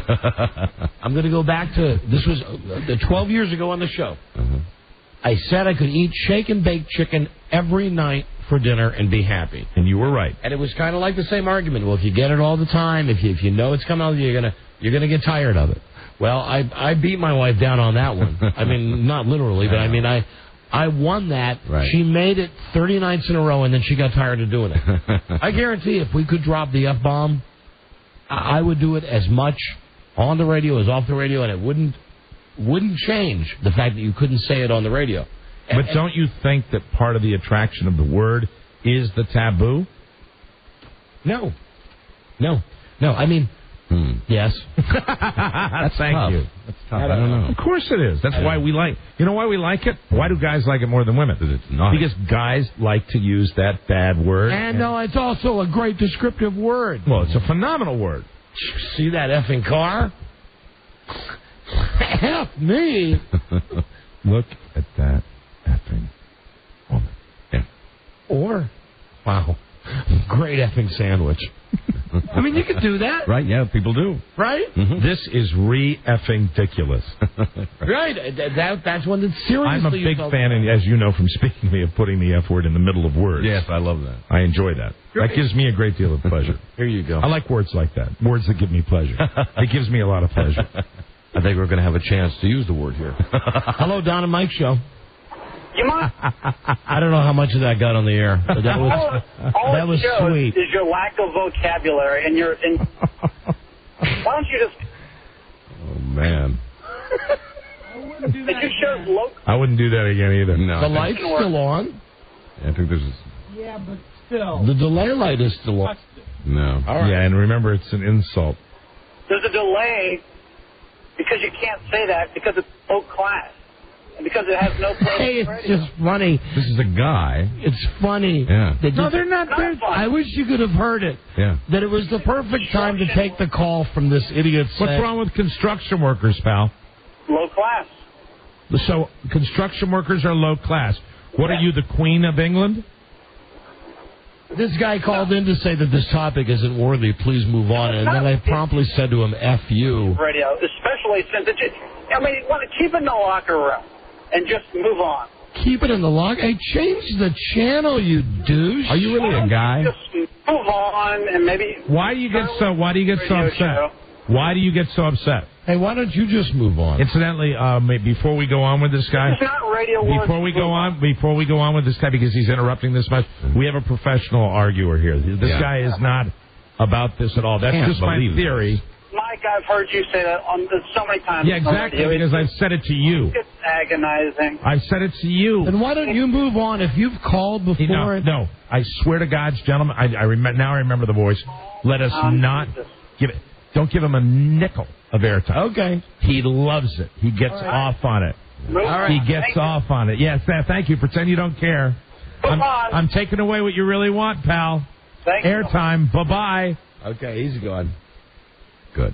I swear to God, he no more felt strongly about that than anything. Imagine how funny that could be someday if we lived in the world where you could have heard that. Mm-hmm. We're having the argument. Even if he's a professional caller guy, he calls up and says, hey, let's move on. This topic is boring. Right. Inappropriate. I gave him the F word. Right. I mean, be like watching HBO. Full blown. I gave him 3 times. Boom, boom, F, F, F. Mm-hmm. They all get picked up? Apparently so, yes. We've not heard anything. Yes, everything's fine. Okay. They'll come in with the jackets. The guys with the jackets will come in. Take us out in our seats. That was a real test of our delay system because I did drop the real F-bomb. They're all on their toes today. Mm-hmm. 3 times in, Jesus, I don't know, 10 seconds, something like that. We're effing late. We'll be right back. This is the Don and Mike Show. What do you think of my spread, huh? Can you believe it? They used to test H-bombs on this beautiful piece of property. Eddie, don't you worry about radiation. All I know, Clark, is that my teeth have never been whiter and my garden is spitting out 50-pound tomatoes. The Don and Mike Show. No stinky poon. The Don and Mike Show. Hey, now listen. Speaking of stinky poon, girl with the most piercings. This has been embarrassing today. I know that we're doing a show. It's not the most listened to show in the world. We have good numbers. Yeah, we do, and we really would think that we've got a significant amount of listeners in the Pierce category. Mm-hmm. Now, you go through every excuse in the book. Oh well, we didn't announce it before the show. I don't care. There's not the traffic. This is embarrassing now. We have a $5,000 LASIK eye procedure from Witten Perot Laser Eye Associates. We're giving away the operation for good eyesight. I have a question about that. For the girl with the most piercings. Is it transferable? So, yes. For example, if a girl came down here and wanted to win it for her mom or dad or her brother or her boyfriend or her fiance or her husband. Of course, and there's always the chance that if you win this, you go down, they tell you your eyes aren't compatible. Right. Have the surgery. So, yes. You have one blue one and one brown one. So come on down. A girl with the most piercings. Come on down, David Bowie. We'll win this thing today. Okay, so that's embarrassing because no girls are here yet, but we'll let you know what happens. Very good. Boy, you got so many things that I want to get. I keep discussing the F word. We've not talked about football this weekend. Congratulations, Buzz. Thank you. We've not. I meant real football, not only. Yeah, I know. We talk about that on Tuesday, but I wanted to congratulate Buzz on beating me. Robbie. Yeah, and best wishes, of course, to Donovan McNabb and the entire fantasy staff that I've put together. Kerry Collins bringing up his rear. Let me see. I found out the Pope's real name, and it's funny to think that he's just a regular guy, but of course, like his social security, like Walaska or something, isn't it? It's Watilda. His first name is Carol. Huh. Like Archie Bunker, like Carol O'Connor. Right. Carol. So Carol anyway, Shelby. I just thought we could... Mike, I don't have time for this. Please, I'm sorry. Another day, I'll be glad to play the Carol game. All right, also, King of the Carols. Joe Millionaire tonight. This one that they're running with the European girls. Yeah. Will anybody watch it? I will, because they've not. In fact, it's one of the shows that I'm at. I have to be honest with you. I don't watch a lot of the stuff anymore because there's such garbage out there. I watch CSI, and really this is going to be the first show that I forgot to set my TiVo for because I want to watch this one. I will watch that, and will you also watch Skin? Skin I will watch also, yes. It's going to be a good 2 hours. Yeah, I mean, really, Skin looks like, and, it's going to be... See, the problem is you don't put Skin on against football. And there's a good game on tonight, Kansas City and Oakland. That is a good game. That's a real good game. I mean, but Skin is what it is. When I read that big article about the, porno goes mainstream, it kind of got me excited. Sure. So anyway, Joe Millionaire, I just want to throw that out. Will anybody watch it? Because I watched the first one, the whole thing. And if it's the exact same deal... But it's not going to be. It's dumb European women. Okay, but... I'm watching. I don't know if that's going to last. Also, wanted to bring up today, as a topic on the show, this dumb F, David Blaine. Yeah. What kind of a trick is it not to eat for 40 days? Supposedly. That's called a diet. Uh-huh. That's called... Well, you know what it does to me, and I don't want to let my politics get into stuff. But you know what? Why? They always do, though. Well, to me, this is a goddamn insult to every great human being that has used that strategy for peaceful protest. And I really mean that. I think he's doing this for his own I've always thought BS. It sucks. I don't like it. Sucks as a protest. Well, you know what? You want to stop eating because you're mad that we're in Iraq, for instance, or whatever? Go ahead. Well, I'm not talking about that. I'm talking about, just the fact that this guy is doing this for nothing except his own self-promotion. That's kind of my point. What's the trick? He's doing it for his own self-promotion. If you're imprisoned and you go on a hunger strike just to make a statement, that's a different story. But he's a magician. What's the trick? Supposedly to survive for 44 days without food. And also the fact that he... Great. Now listen, I mean, you put Star Jones up there. That I'm watching. Hey, now wait a minute. Now you got something. That's a trick. Seriously, now you have something. Yeah. Now I'm watching. Good luck finding a box that'll fit.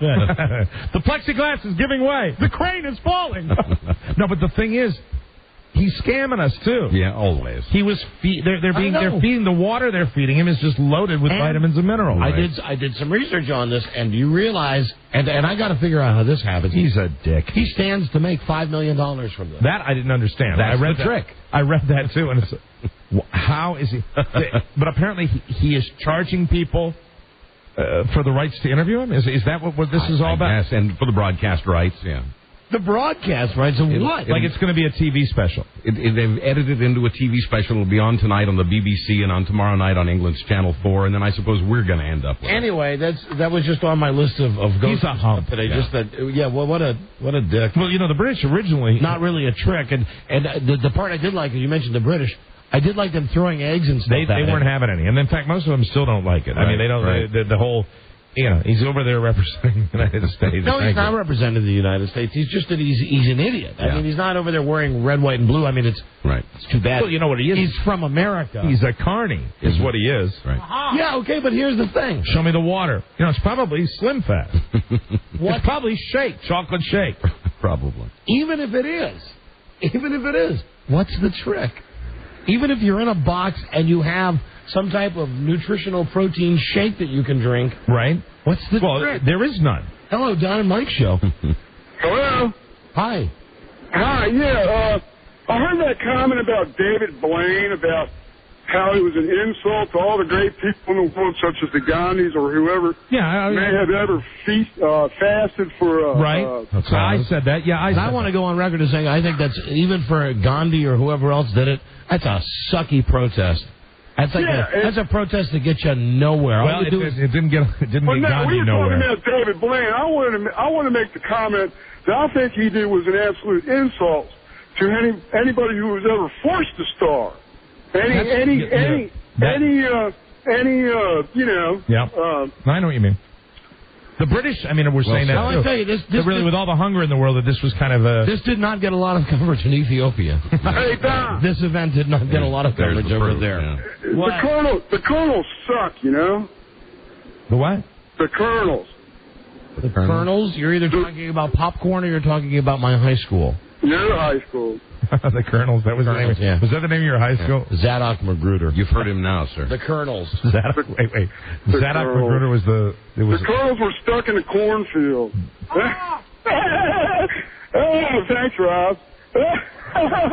See, now, who wouldn't want us to drop the F-bomb on this guy? And no one. Wouldn't it be great to hear it? It would be the perfect. You just go, you dumb F. Have we ever compared notes on who had the gayest high school mascot?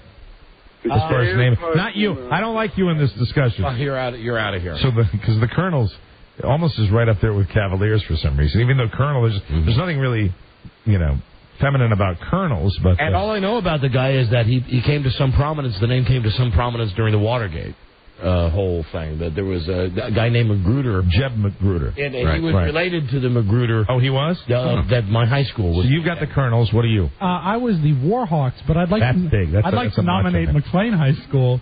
The Highlanders. That's the kind of Scottish thing. My school was the Colonels also. You were the Colonels? Yeah. Mine was the Tomahawks. The Tomahawks. The Tomahawks. I'd love to know. Can I just find out what Joe's school was? Oh, sure. The Doobies. The Doobies. Long heads. The Stinky Poods. Stinky Poods. Well, the nickname of your high school football team or basketball team? Your school's nickname? The Fairfax High School Rebels. The Rebels. The Rebels. You know what else is a bad one? Is Annandale Adams. There's nothing wrong with the Rebels. Go Rebels, go Rebels, go. My ex-wife was at Annandale Adams. The Adams. Nothing wrong with Rebels. Thank you. Oh, I think Colonels might win. You guys might win. Did someone just mention Adams? Yes. Did you? Did you? Did you? Ellen K. Will Robert Millman be angry if I take his call now? Is he on the line? Will anyone make the connection, Don? He's on the line. I don't know. Will he be mad because you mentioned the name? But it's ATOMS. Right. We weren't talking about. Right. Yeah. Right. I'm afraid of Robert. Hey, Robert. Sure wish you wouldn't do that, pal. Robert, I'll put you on hold. See, I've not even highlighted it. How you doing today? Doing great. How are you? Back surgery last Friday. Went under the knife. Back surgery. Ow. I got the. You got OxyContin? I got it. Oh, so did you have the kind where they do like the laparoscopy, or did they really cut you open? Oh, they cut me open. Ow. Mm-hmm. So now listen, here you go. This will be great for the show. Robert Mailman, our very good friend, can tell us what Rush Limbaugh is experiencing when he's on OxyContin. How many thousands of pills have you ingested over the weekend? I'm only doing like 4 a day, but they really don't help. I can understand what the brother's going through. You mean you're still in pain, Robert? Yeah. Oh, man. And I got both. I have OxyContin and the other one. And did they say this is to be expected, that you're going to be in pain for a while before it heals? Oh, yeah. I got the what did I got? Hydrocodone? I got, what the hell is this one? Vicodin? Right. Yeah, I got another one, can't even pronounce it. But it doesn't do any good. The back still hurts. Are you laid up? Yeah, man. Wow. I've been up for a while. I got a lot to tell you guys. I was wondering if I come in, I'll bring the drugs with me.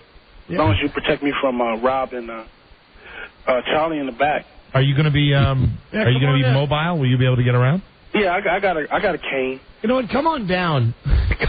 Come on down. And I'd like to interview you while you're high on the same prescription drug that Rush Limbaugh was on. Like a true serum. I'll tell you everything. There you go. I like that. And matter of fact, I got something that Donna like. What's that? I got something special. I'm in a monogamous relationship now. Wow. Oh, well, Debbie, come down high and tell us about that. Oh, yeah. And what is this? I read that, because, it's all over the newspapers now, this thing with this OxyContin. Right. That I was reading Jack Osborne, Oxycontin expert Jack Osborne. I mean Jack Osborne, like from the Osbournes? Right. That he used to chew them up. He said that was the best way you'd kick in fast. Chew them up and either eat them right away or chew them up. So he had a prescription drug habit.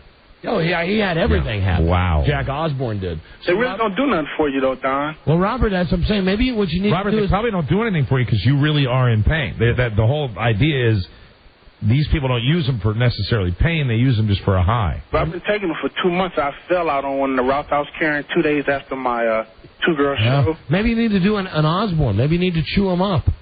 You know, it's too bad Rush Limbaugh's in rehab because we could get some tips how Robert could best maximize his oxy... It's disturbing if he's still in pain, but do you feel high at all when you take it? No. I mean, it doesn't do jack for the pain either, man. The only thing I can do is just lay down. That's probably why he's not getting high, right, Buzz? Because he's in pain? Yeah, it's being absorbed by the pain, and he may not be taking enough, honestly. Yeah, I got 40 today. That's right. There's Mr. Burbank's solution. Can you imagine if Rush Limbaugh's somewhere by our radio right now, and he's just sitting, he's just... I need blues and cabbage. Cabbage, please, cabbage. Somebody happens to turn the radio on, and it's us with Robert. How many did you get today, Robert? I got 40 today. How many did you take the last time you took them? I took one of the Percocet, and you're not supposed to take them with Vicodin. So I got these other, Robexanol or Robexanol. You know what that is, Buzz? No, that one I don't recognize. Ropeaxin. Those are the big ones. You're supposed to take those for pain, too. Cabbage. You're not supposed to take Vicodin and Percocet together. Right. Cabbage and baby blues. Dangerous stuff you're playing with, Robert. Wilma, we'll see you at Denny's. Please bring cigar box with cabbage. Cabbage. All right. Funny fellas. Robert, hope you're feeling better. We got to go to a break. All right, I'll come in. All right, we'll see you. Later. Bye-bye. There he is, Robert Sapp. I still maintain it looks like Warren Sapp. He does a little bit. Girl with the most piercings, come down. Face, body, exotic, and erotic. Win the 5,000 plus laser eye surgery for you or someone you love. Now, you know, I'm frankly embarrassed that no girls have shown up yet. Yes, for a piercing. Yeah, we'll. It's not nude, unless of course you have one where we have to inspect it. Right. That was kind of the thought. We'll roll this over to tomorrow if we have to. Yeah. Because I got a new one we're going to lay on you right now. We're going to try something brand new. You on the telephone out there listening to us to win cash and prizes. It's called... Well, hello to you, baby. That's not what the game is called. That was just a personal greeting from me. Yes, sir. Ms. Robbie Gomez. Robbie Gomez. One of the beautiful women of Infinity Broadcasting that just walked by and gave Bingo, baby. She gave us both a look that indicated, hey, hey. That's right. Watch out. Hey, hey, ho, ho. Go, Gomez. Here's what the game is called. Guess what's in my dryer. Right. Now, we've done variations on this before, but here's the rub. You get something, and you got to be honest with us about this. Yes, we require the honor system. You get something unusual, something offbeat, something that will make some noise, and you get a phone by your dryer, your handheld, your cordless, your wireless, and you put the said item in dryer, and then turn it on. And you're standing there holding the phone by the dryer, and Mike and I have... let's say 10 yes or no questions to guess what's in your dryer. And you have to give us a hint first, saying like it's something from the kitchen. That's fair. It's something from the bedroom. I wonder what's in Robbie Gomez's dryer. I know that answer, Mike. There you go. Crotchless. Yeah, hey. Edible. Wow. Exciting. Exotic and erotic. Very exciting. Go, Gomez. You know, we're lucky that there were so many. We're surrounded by beauty here. Ho, ho, hey, hey. Surrounded by beauty. Hey, you know what a good cheer is for a smart school playing a dumb school? What? Ho, ho, hey, hey. You'll be serving our food someday. So what you want to do is call us. Call us now and put something in your dryer. Then we'll listen to it. Mike and I will have 10 questions. And if we cannot guess what's in your dryer... Cabbage. you'll win $100. Very cool. Okay, so that's a pretty simple premise. You call us up at 877-365-3636. You say, Don, I'm like, I have something. I'm going to put it in my dryer now.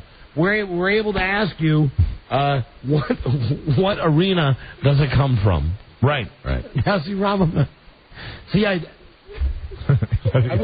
wouldn't read that. Would you read that? No. I wouldn't read that. No, absolutely not. He took it too far. That's why we're the last line of defense. That's funny though, Rob. That is funny. We both enjoyed it. You're getting laughs in here with that joke. Absolutely. Absolutely. And incidentally, someday it is our goal on this show. We'll be successful if we can get as many laughs on the air as we get off the air. Yeah, we laugh at each other off the air. Right now, it's still a losing battle. It's still a better show when we go to commercial. Much better than when we're on the radio. That'll be the HBO late night show. We got to figure out a way to turn that baby around. Yeah, right. So the setup is this: you put something in your dryer, and you tell us it's from the bedroom, it's from the kitchen, it's from my car, it's from my garage, whatever. Do we get one guess each? We get 10 guesses. 10 5 guesses. for me and 5 for you. Yes good. and no. And you guys on the phone have to be honest with us about what the item is. The honor system is in play. So it's can you guess what's in my drawer? Slow down, Sacramento. And don't forget that we're also looking for the girl with the piercing. Piercings. Boy, that music is just as dead as Buddy Epson. Oh, it takes a long time to cue. Oh, this is an old cart. This predates me. I see that. That Bill Gates you? Yes, it does. Ho, ho. Hey, we think your quarterback's gay. Now, did you say that, too? I just made that one up. The other one came from my ex-wife and one of her players on the team. They made that up on the spot playing another team that was, beating up on them and stuff like that. It was like, oh, hey, you'll be serving our food someday. I loved it. I really enjoyed it. I thought that was wonderful. Don't be real, don't be phony. Someday you'll be paying the alimony. That's the one she gives me, as a matter of fact. And we're still looking for the girl with the piercings. We need a girl with a piercing. And this is, as I said, the big thing about this, transferable. Because really, statistics show people with piercings have 20/20 vision. Come on down. We got to go to a break. Call now for... Where's the music for that? You put that music away already? I did. That is unless, of course, you have your eye pierced. That's painful. So this is the music for the piercings. This is the music for Guess What's in My Dryer. That's right. We got 2 plates spinning simultaneously. We're doing one effing show today. And we've still not gotten into that matter either. Of what we can say and can't say. I know there's a suit that's looking forward to that phone call. Got a break? Be right effing back. This is the Don and Mike Show. Don and Mike, Jerry!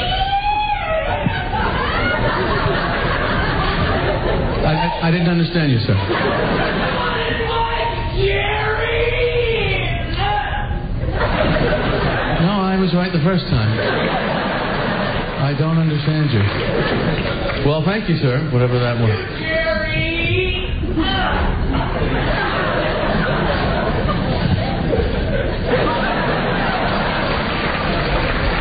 I can't believe I paid for this guy to be here. The Don and Mike Show. Oh, what a hoot. It's so totally refreshing. You can call Don and Mike anytime from anywhere in America. 877-365-3636. They're ready to believe. Uh-oh. Sounds like somebody's got a case of the Mondays. Home of the world's dumbest millionaire. The Don and Mike Show. Hi there. This thing has to be given away today. Yeah. So really, we're going to look like schmucks if some girl doesn't show up. I'm astonished. It's amazing. Well, we'll give it away. What the hell is going on? At some point, here is Charles Broyle, super producer. 3 women have called in there on their way. On their way. Ain't that always the way? Well, before we get to the calls for Can We Guess What's in Your Dryer, we brought these guys back for another great season. Yes. As we had to get to the Halloween time of year. Now I'm getting sentimental. That's Bob Hope leading the way right there. There you go, man. What is it? There they go. That's the Halloween spooks. Aren't they wonderful? Come in, they come out. They come in, they come out. They're in, they're out, they're up, they're down. And anyway, let's bring them back. Oh, look at those kids. that Johnny Cash? Don, you are on the air, sir. It's him. What's he doing there? I guess he's joined them. I'm not sure, though. I didn't think he'd join them. I thought he did a while ago. Bye, kids. Thank you. No, he didn't join them a while ago. G. Gordon Liddy is still alive. This bulletin just in. Yeah. So you say. It's his radio show that's dead. All right, very good. Yes, it's been dead for quite some time. That's it. Here we go. Can we guess what's in your dryer? Let's start with Dave. Hello. Vegas, right? Vegas, baby. Yeah. Dave, hi there. Now, are you standing by your dryer? I'm right here. All right, now we're allowed a guess, or rather questions or 10 guesses? 10 questions, and he has to answer yes or no. We can guess at any time? No, after we hear it. All right. The first question I would have is, are you gay? No. Okay. You're not, all right? Okay. No. Can you tell us what genre the item that you're going to put in your dryer falls into? Genre. Without being specific, like if it was, let's say you're going to put a fork in there. You'd say, oh, it's from the kitchen. Okay, I got this out of my bedroom. Ooh. Is it my turn for a question? Now, first, Mike, we have to hear the sound of the item. All right, gotcha. Okay. Go ahead, roll it. Closing my dryer, starting it up. Here we go.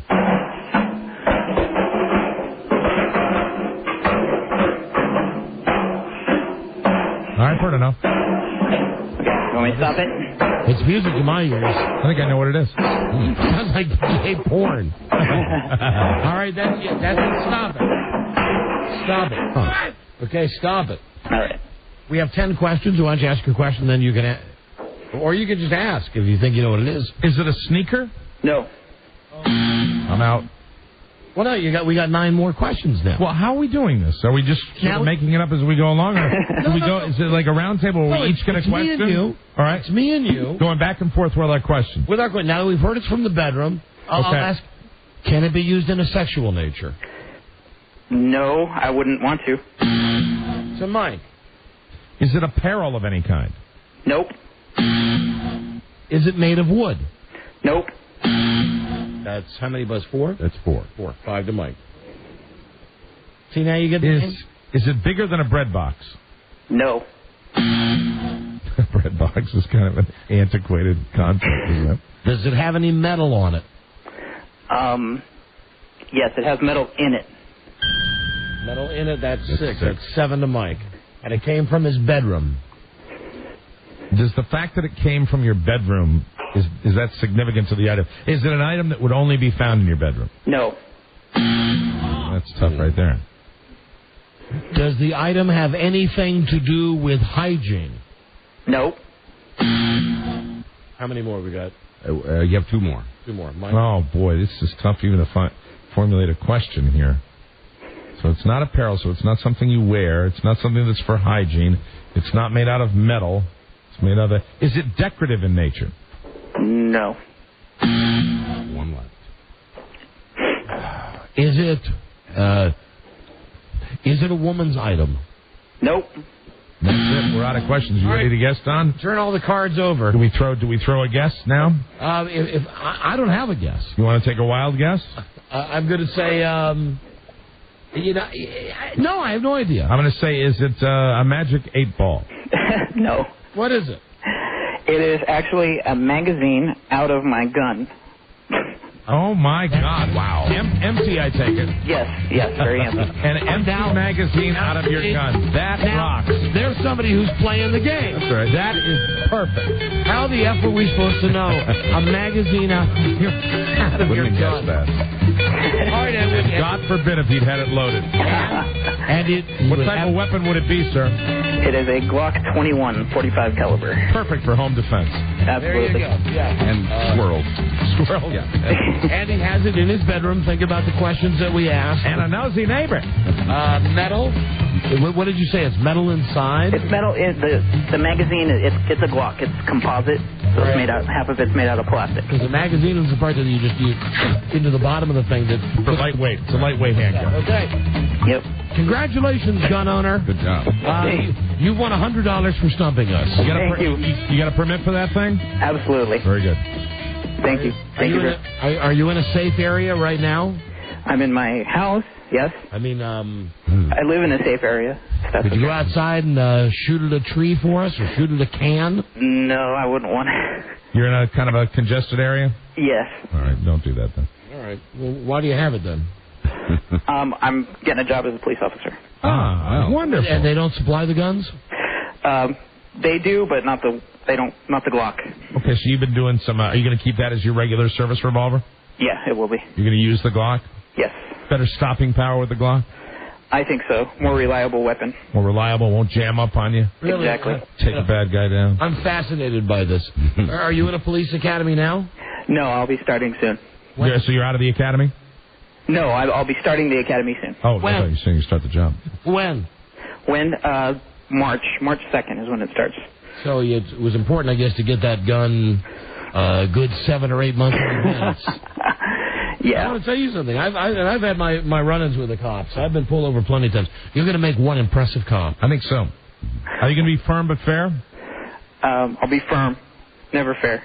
Never fair. No. Can't wait to get you on the streets. You're going to be an inner city cop or are you going to be a county cop? What kind of cop? Inner city, North Las Vegas Police Department. Hey, the ones that are on cops On all the cops. time, right? Yep. Do they have their own Glocks? Let's say that again. You've been accepted to the academy? Do they have their own Glocks? Their own Glocks. Are you sure you've been accepted to the police academy? Yes, I have. Really? No, I didn't understand the question that Don was asking. How is it that you've been accepted, but they're not letting you in until March? That's when the next academy takes place. That's when it starts. And There's an academy currently already in place. And from the great movie Untouchables, why do you want to be a police officer? So I can get the bad guys, arrest the bad guys, protect my... See, this has gone terribly wrong from an entertaining little segment to something where I don't really think that this guy is... Ease my mind, sir. You joining this academy has nothing to do with Steve Guttenberg, right? No. Okay, just checking. No. Rob. It's always police academy with you. Well, what are you looking for? It's my fault, Mike. It's my electronic pen for this thing. Oh, okay. My computer, which is... It's gone. Keeping an eye out. Can't find it. Okay, all right. Listen, officer friendly, you're in. Enjoy your Glock. That was a wonderful thing. An empty magazine to a Glock. That's a hard one to figure out. Very, very difficult. Want to try one more before break? Yeah, I sure hope we can do better. Okay, here we go. Found the pen. Good. Now I'll focus on the show again. I don't think that guy was really in training to be a cop. I think he might have been.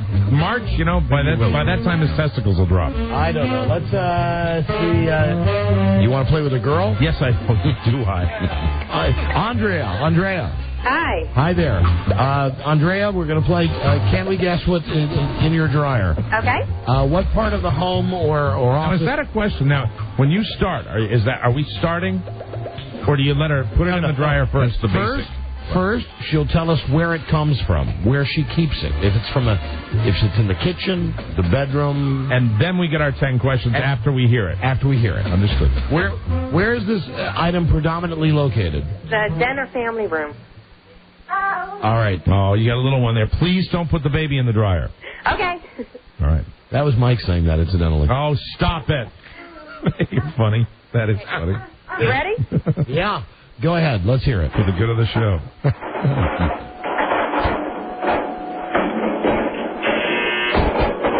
You got it? Not hardly. We're going to have to hear that again. And it came from where? A little bit more. It came from where? Excuse me? The den or family room. Den or family room. Okay, let's see. Somewhat disturbed that I heard the sound and then I didn't hear the baby at the same time. Now I feel better. You got it? All right, and what's the sound that we keep hearing? That's the end of the dryer. Why don't you put it on 70 minutes? Okay. Why are you putting it so close to the off switch? I don't want to be cheated. Baby seems to be getting a kick out of this. Okay. Sure. I also think, this is just what I think. I hope I'm right. Okay, all right. Is it a new dryer? Yes. I knew it. When do you begin your police training, Chick? Is it a Glock? No. You going to start your questions now? First question? Okay, all right, no. I didn't want to damage. Here we go. And you say it's from the family room. Is it made of metal? There is some metal in it. 9 to go. Is it an item that you would wear? No. Is it an item you would put near a mantle? No. What are you wearing right now? Hey. I can ask any question I want. Hey. All right. Is it a decorative item? No. 4 down, 6 to go. Do you use it for anything? Does it have a use, or you know what I mean? Not practical. Not practical. Oh, okay. What does that mean? Not practical. Not practical. You don't use it or practical. Did you ask the sex question yet? No. Is it a marital aid of any kind? No. I don't know, unless you keep your dildos in the family room. I do. All right, just with the exception of Mike. Well, just in case company comes over. In the nice china cabinet. Hello. La la la. Does it have anything to do with the weather? No, it has nothing to do. 7 down, 3 to go. Weather. Hold on, here is Charles Broyle, super producer. We've got one. One what? A piercing? A girl? Uh-huh. Oh, fantastic. Very good. Right after we're done here, Charlie. Now I lost my place. Dinner family room. And of course, this girl, just because she's here, is it a not piece of furniture of any kind? No. She's not the guaranteed winner because we'll find out how many piercings she has, and maybe somebody out there has more. Would you let your kids play with this item? Yes. Is that it? No, one more question. One more. I get one more? One more. Let your kids play with it. And while Mike's thinking, would you put it back in the dryer and turn it on so we can hear it again? Sure. Thank you. Thank you very much.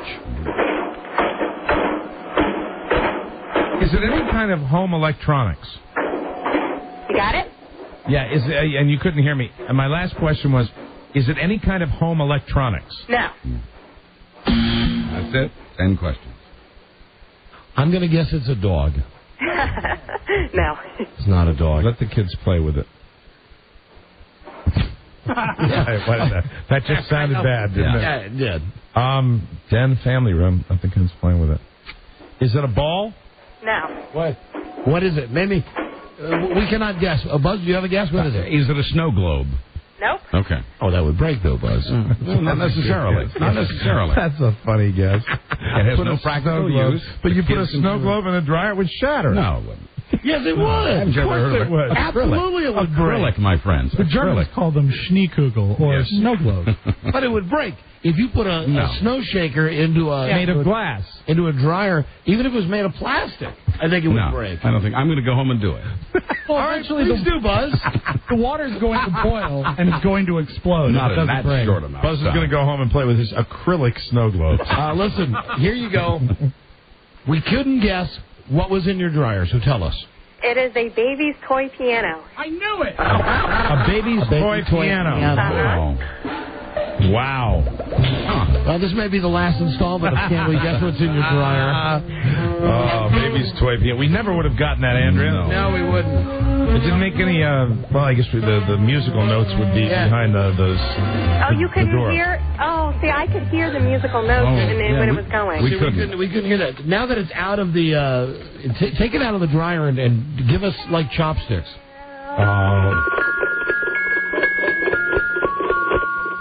Oh, see. Oh, and the baby sounds adorable.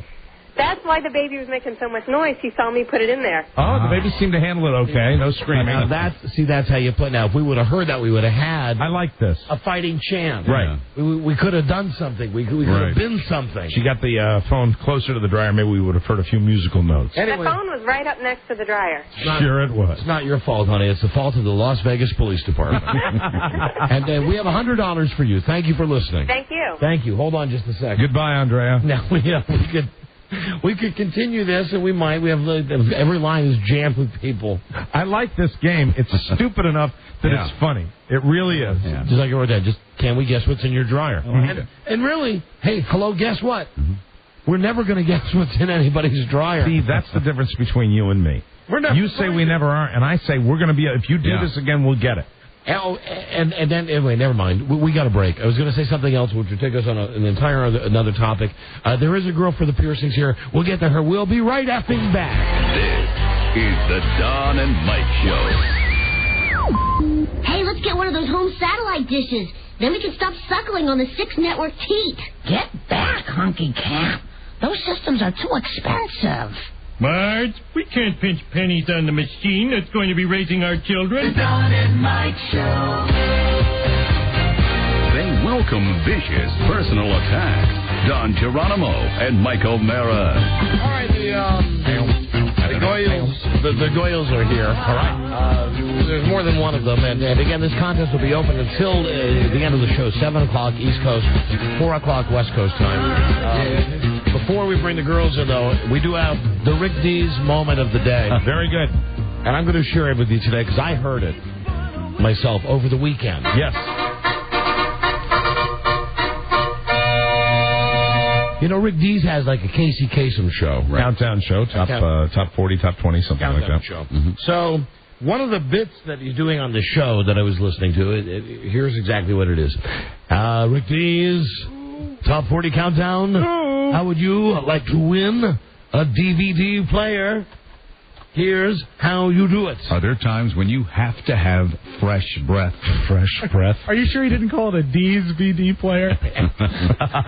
It's D's VD. It's the backwards song challenge. Now, what they do is they take a song. Let me stop this. And it's just like this. Can you identify this song? Except it goes a little slower, and you really got to be a retard not to know it's Christina Aguilera. So he goes, let's hear it again. Play the soundbite again. He goes, now I know that some of you will record this tape. Oh, God, what an idiot. And try to play it to get the answer. I want to tell you, that's illegal. Oh, God. I can't enforce that. I can't enforce that. Oh, what a hump. But I'll ask you to play honestly on the D's Challenge. D's Challenges. All right, there you go. That's me. There it is, the moment of the day. Rick D's moment of the day. He keeps on giving, doesn't he? And the quote was, I can't enforce that. I can't do it. No way. Ooh. I can't enforce that. I can't do it. Bring the girls in. And while you're bringing them in, one of the things, the go-to things on my list here, or bring one of the girls. One of the girls in, right? One of the girls? A radio thing. A guy that we worked for at when Mike and I first worked together 18 years ago. Right. Our program director was just a jerk face then. I'm sure he is now. Named Smokey Rivers. Ah! And listen how weird things work out. Oh, Rob, save those tapes till tomorrow. He is a legendary hump. He might be the hump of humps. He did like peppered vodka. Do you have any peppered vodka? Anyway, he's taken the job at Radio Sinkhole. Right. Infinity-owned, CBS-owned, WNEW, New York. He's the new now known as Dink 102.7. He's the new program director at Barbie 102.7. Wow. And it's the job that nobody in radio wants. It's the station that can't be fixed. Right. It's the station that no matter what they do, listeners are going to reject it. Would this be his first soiree into the Big Apple? Yeah. Yeah, I think so. Wow. That's probably why he's taking the gig, because he wants to go to New York. Sure. So, hey, we've been in that position before. We have. Wanting to be number one in New York makes you do crazy things. So anyway, he's doomed for failure, and we'll call him tomorrow on the show to wish him good luck at WNEW. Longtime listeners will remember Smokey Rivers. What a pain in the ass he was. Hey, how you doing? He's the guy who made a promotional announcement one time when we were on WAVA here in Washington, D.C. He said, if you're having trouble receiving the signal, call our business office. Well, how the hell can you hear that? Right. If you can't hear that, you can't call the business office. Okay, I played the tape on the air and said, if you made the just an idiot. If you can hear the... Really, one of the dumbest things I've ever heard a program director do. If you could hear the announcement, well then... If you're having trouble receiving what are you making that announcement for? If you're having trouble receiving the station, you're hearing it. Right. So there's no problem with it. Morons. Smokey for Don. Yeah, he was a program director who loved being on the air. Right. And he loved suspending me. All this was BM before Mike. He would love suspending me. And he was one of those guys who would really do it. It wasn't fake with him. Right. You broke a rule, he would take you off the air, but then he would go on the air himself. Smokey for Don. I just had a horrible thought. What? Does he get a credit, though? Does he get the credit for putting us together? He's put it on his resume. He put us together, didn't he? He's put it on his resume. Really? Yeah. Yeah, okay. All right. I thought so. That's all. I just hate that. I'd rather, think of it as just happening. Mike, We can't enforce that. We can't enforce that. Let's meet our first dreamy girl for the Girl with Most Piercings contest to win the $5,500 laser eye LASIK procedure, courtesy of Witten Perot Laser Eye Associates. I noticed that you happen to have glasses on, which means the procedure would be for you. Correct. Hi there, and what's your name? My name is Dana. And Dana, where are you from? I am from Fairfax. All right, now, before we check, how many piercings do you claim to have? 5. Only 5? And where are Dana, they? we have, I think, how many we have I don't know how many competitors we have right now, but 5 is a good start. You got to start somewhere. Where are they? I have 1 in my nose, which I currently don't have any jewelry in, and 4 in my ears. That's it. I'm going to tap to see the hole in the nose. Why don't you just isolate that? I'm going to have to see the hole. There's my hole. Mike is now looking. Yes, holding her head. He's confirmed the Did hole. you put your finger in the hole? I didn't. I just touched the end of her nose just to get a look at it. I hope you don't mind me doing that. No. All right, would you look at the holes in her ears? Would you count? Would you count her holes? 2 and 3, 4. All right, so that makes a total of 5 holes. 5 man-made holes, not natural holes. Yes, that is 5, and that. I don't know whether that'll hold up, but I was that's the start. enterprising upon that nobody had come here yet. No, and that's a smart move. That's how these things start. And we thank you for that. Thank you. If you don't win, you'll get Chris Rock tickets, but right now, you've won. That doesn't suck, does it? No, Chris Rock doesn't suck at all. Right. Chris Rock, the Black Ambition Tour at the Meyerhoff Symphony Hall, Baltimore, October 28th. It's Chris Rock's first tour in 4 years. Very good. Ticketmaster.com. Thank you very much. Thank you. Too bad you didn't have anything done with your boobs. Actually, I used to, and I took them out. Oh. So, do you still have the holes, or have the holes sealed? There's some, because I'm talking about this on the radio, there's some scarring, I guess you could say. Now that would count. You're a funny guy. We can't enforce that. Well, see, here's the thing. I've already seen the other girl. Well, that's I know not I right. Didn't win. Well, now they should not. They're supposed to be sequestered. You should have been kept in separate mayonnaise jars. All right. Did Fatso do that? I know you're looking around this room and you're thinking, well, that name could apply to anybody. We call him Fatso because he's just gotten a little weight on, and we're loving every minute of it. We really are. I can't help it if they walk in together. They walk in together. Okay, thank you. Yeah, look at him, all proud of himself. He hasn't changed, has he? No. He's so him. He is so him. Thanks, FB. All proud of himself. I can't help it if they walk in. Yeah, okay. All right, thank you. Thank you very much. Thank you. Enjoy Chris Rock. Thanks a lot. Now, let me just say the contest is open until the end of the show. Right. So the next girl who comes in, who will obviously have more than 5 piercings, if you're listening to this and you want a $5,000 laser eye surgery, 1-800-626-LASER, the number.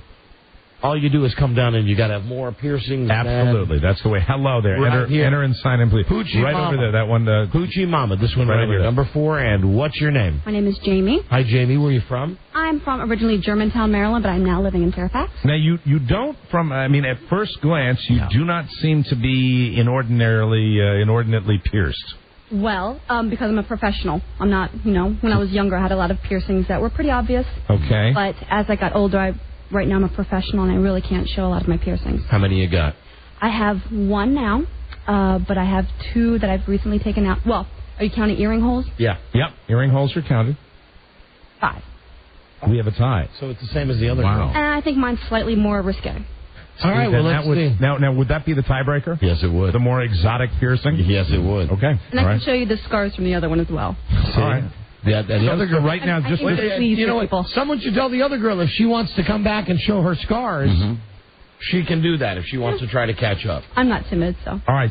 So what we have here, just for the record, we have a tie with 5 piercings, but this, and your first name is? Jamie. Jamie's going to show us her piercings. They're in a more exotic location, which means she will move ahead on the scale, correct? Yeah. All right. Very good. Yeah. All right. So what do you got? Obviously in your ears, I see 2. 4 in my ears. 1, 4. 2, 3, 4. The standard 2 in each ear.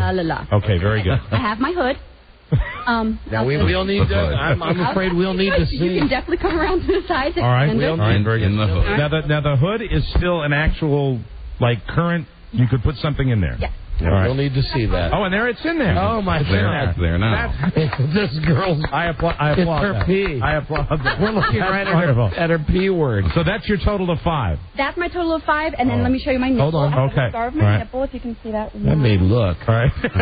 Look at you. Look at Oh, fantastic. Yeah. Well, then that would be. Would you give her credit for 6? I would give her credit for And I have my 6. tongue pierced as well, but that's you can. No, that's 7. Yeah. Yeah, I think That's 7. we got a winner, Mike. That's Yeah, 7. honey. That's 7. That is awesome. That is awesome. Appreciate your help. All right. Wow. Very good. And here's the great thing about that. She looks real. I mean, she mentioned professional. Yes. I mean, she's like the Ivory Girl. She comes in here and she doesn't look like some, Girl next that door. goth kind of look that you would see. Professional, You're right. clean cut. All right, that's terrific. You enjoy yourself?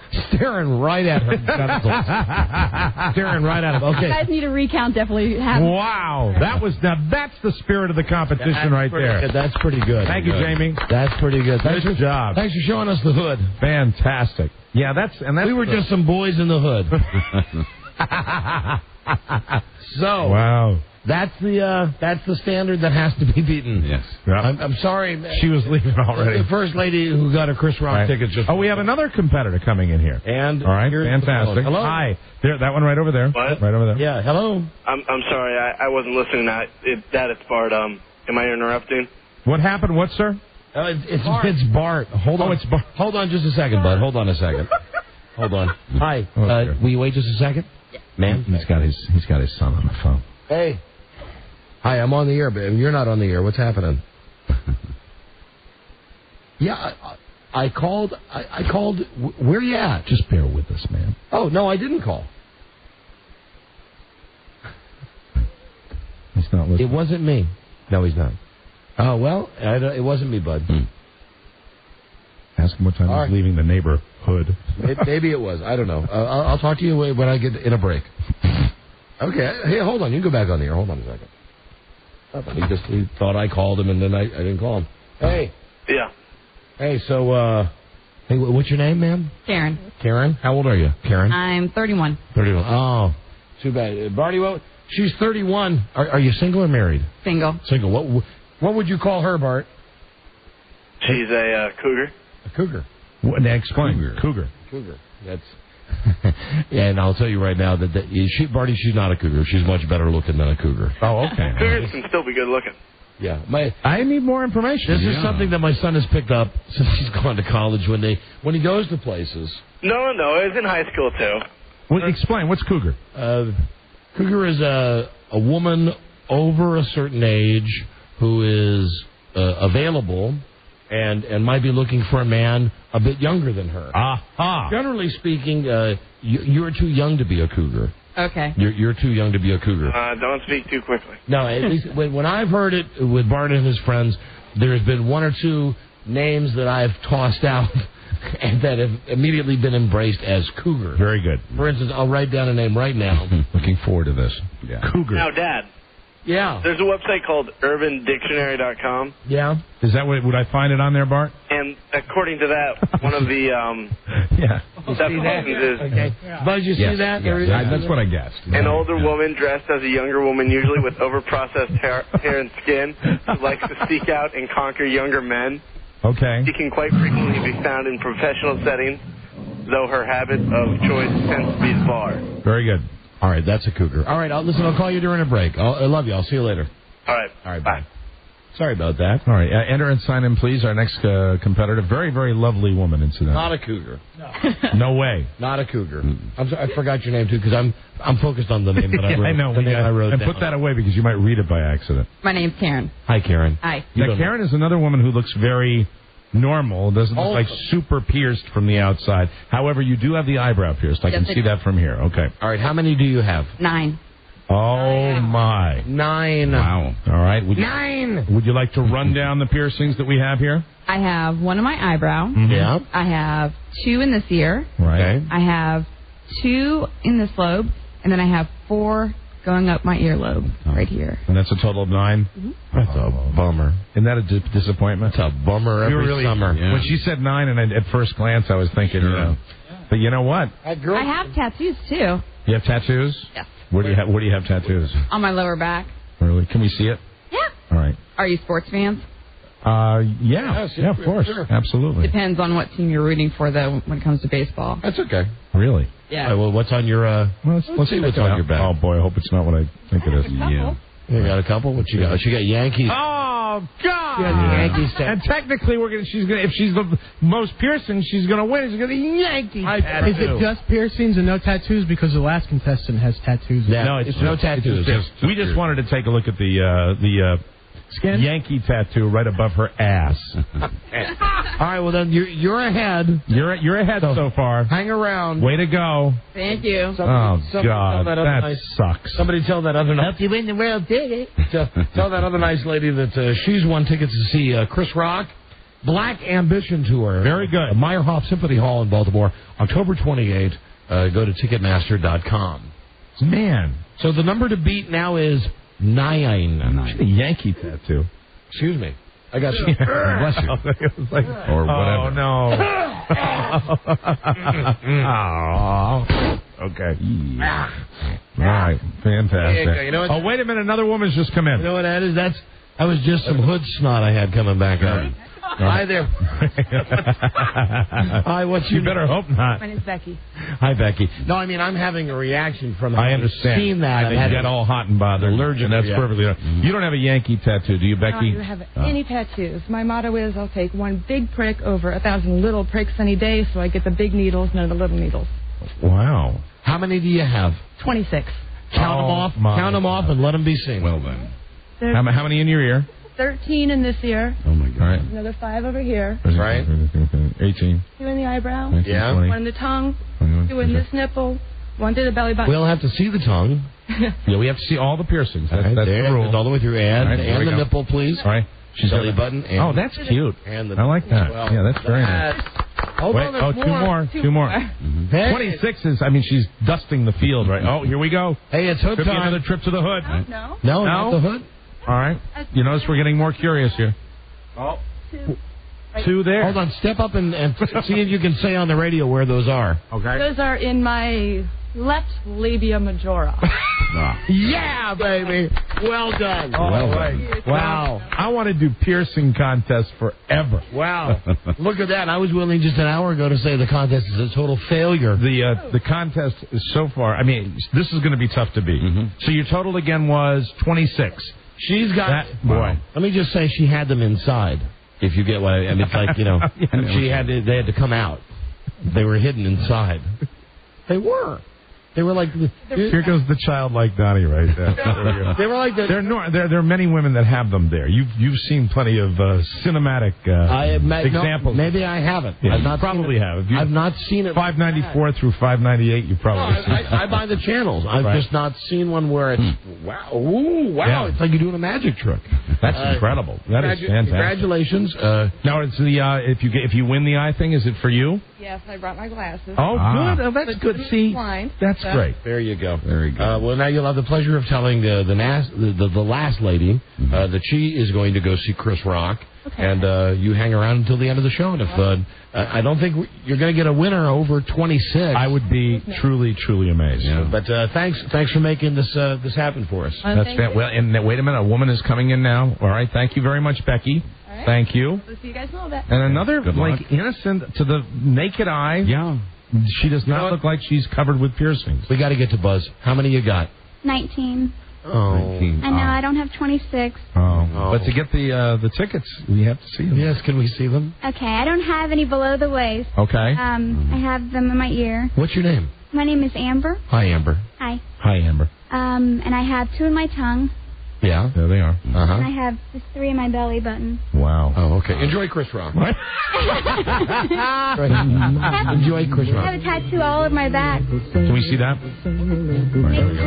Sure, go ahead. All right. I love the person. That's wow. Tattoo her piercings count? Wow. That matches mine. She's got a 26. She's got a gigantic tattoo all over her back. You might want to come back when we also do the tattoo contest as well. You know, that would be fun, Amber. Okay, thanks. Thank you, Amber. Enjoy Chris Rock. Have a good day. Thank you. Thank you very much. That was Amber, everyone. The hood would have won it for you. Baltimore, October 28th, Chris Rock. Go to Ticketmaster.com. And wow, the excitement we just had. On her back was a picture of a naked woman. Yeah. Was that what that was? Yeah, that's what the tattoo was. It was so big, it was hard to... Picture of a naked woman. In a world where owning a radio was strictly forbidden, say hi to Chris Rock. One man found a way to bring good news to his people. There he is, Buzz. Me. Wow. He made it up. And, well, that worked pretty good. That was a good contest. That worked pretty good. That's a contest you could revisit. Well, we still got to, we'll do something else. Well, every day this week we've got that to give away from Witten Perot Laser Eye Associates, 1-800-626-LASER. Now, look at all these people who are still waiting to play Guess What's in My Dryer. Wow. Oh, no, sorry. We're done with that. Thank you, though. What did you have? Hello? No, that one's gone. Hey, sorry, we're not going to play. What did you have? I had a CD, but I had something more interesting to put in. What? It was a box of pasta. A box of pasta. Hi, we're not playing anymore, but what were you going to put in your dryer? I had an Iraqi bayonet. An Iraqi bayonet? Wow. Hi, Don and Mike, what were you going to put in your dryer? I was about to put a bottle of tequila instead of a book that I put in there. Yeah, okay, thank you. Thank Good you. job. Thank you. You're not going to see Chris Rock, but I just want to mention his name again. And hi to anyone listening to us in Mount Hood. Yes. Buzz, what is your lead story today? Today, if David Blaine has sex, he could die. And other tales from the plastic box. Okay. All right. Now that's a tease, Buzz. Yeah. There you go. Stay tuned for news and comments, coming up on the Don and Mike Show. That was very hood rational. This is the Don and Mike Show. What's the word from Planet Crackpot? The Don and Mike Show. 1, 2, 3. The leading cause of obesity in America. The Don and Mike Show. It's time for Buzz's news and comments now. Buzz, brought to you by Viromax Sexual Pleasure Performance Enhancer. Doctor developed. Someone called for a doctor? Clinically tested Viromax works. Hey, there you go, right there. Always working. That's how you do it. Ask my doctor. Get it at Rite Aid, GNC, other select retailers trying today's Viromax 1-888-TRY VMAX. And now here is Buzzkey. Hi, Don and Mike. After 44 days in a plastic box, doctors have supposedly told illusionist David Blaine that if he has sex before Thursday, he could die. Supposedly, they say he's so weak from not eating and not moving and not resting properly, sex could give him a heart attack. Great. There would be news. That'd be big news. I'd go see that. They're also warning him against eating. He'll have to start with salt water through his nose, graduating to a liquid formula. They say he may be able to eat solid food by the end of the week. After that, he'll have to double the average man's calorie intake to rebuild the tissues that broke down during his stunt in London. Quoting Blaine. This sounds like it might be hype. Yeah. Oh, of course. And all of this comes from his people. That's why I put supposedly in just about every sentence of this story. Right. Blaineites. Quoting Blaine, the hospital is the most dangerous part. God. And we touched on this earlier. I'm glad you had it in the news, Buzz, because it's in my notes of things that piss me off. Yeah. Like we said earlier, what's the trick? There's no trick. Mm-hmm. He's up there for 40-some days. Mike made an outstanding point that the water he's getting is not like the water that you would get at 7-Eleven. That's the rumor, that he's gotten vitamin-enriched water. Right. Anyway. Other nutrients. George. How does his mother feel about it? Mrs. Blaine, we're trying to find that tape right now. You're not paid to be a canary. He says it here at one point. No. Come on, Rudy. No. Now he says no. No. I think now is what kind of trick? Take those capsules over to Mrs. Blaine's. She's waiting for them. There it is. There you go. She was very upset about this trick. That's the payoff. But what a dumb trick. Yeah. And not even a trick. No, it doesn't count as a trick. Well, it could be a trick. If they're feeding him through that little water tube, it is a trick. Right, I guess. No, like I said before, you put Star Jones in there. Mm-hmm. You put Rosie O'Donnell in there. Now I'm watching. Right. Now I'm saying that's a trick because after 42 days, Rosie O'Donnell, Star Jones, they're going to come out as different-looking people. Absolutely. Well, the TV game. I don't want to just discriminate with women. Same with guys. Of course. You put Bill Parcells in there. You put the guy from the Johnny Depp movie Blow. Yeah, okay. And I think he was also in Remember the Titans. But don't you think if you put Rosie in there, after a few days, the box would get sort of cloudy? Fog over. That's nasty. And if you put Parcells in there, after 42 days, his hair would definitely not be that queer platinum blonde. No. And how come no one calls Bill Parcells on the fact that he dyes his hair blonde? Yeah, listen, he's done a fantastic job with. I always thought it was gray. I thought it was white. So did I. But it's blonde? He's Coach of the Year, but no one's got the balls to say to him, hey, man, what's up with your gay hair? How you doing, Blondie?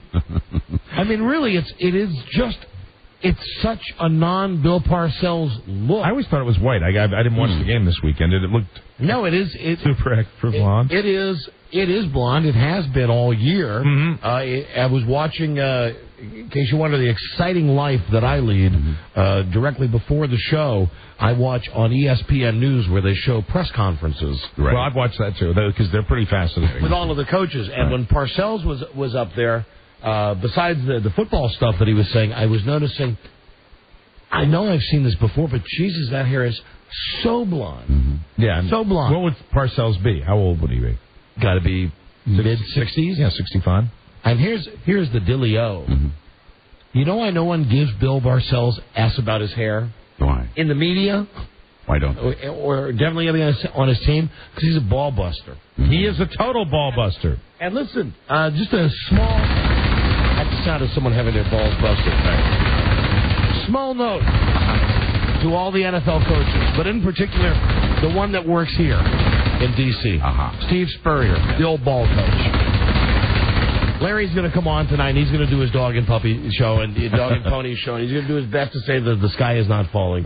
Here's the exact problem, and we will get into this in depth tomorrow. Will Larry have Bill Parcells on? No, Larry will not. Or Rapunzel, as he's known to his players? He will not. Here's the deal now. Hear me now. And I'm only talking about the Redskins.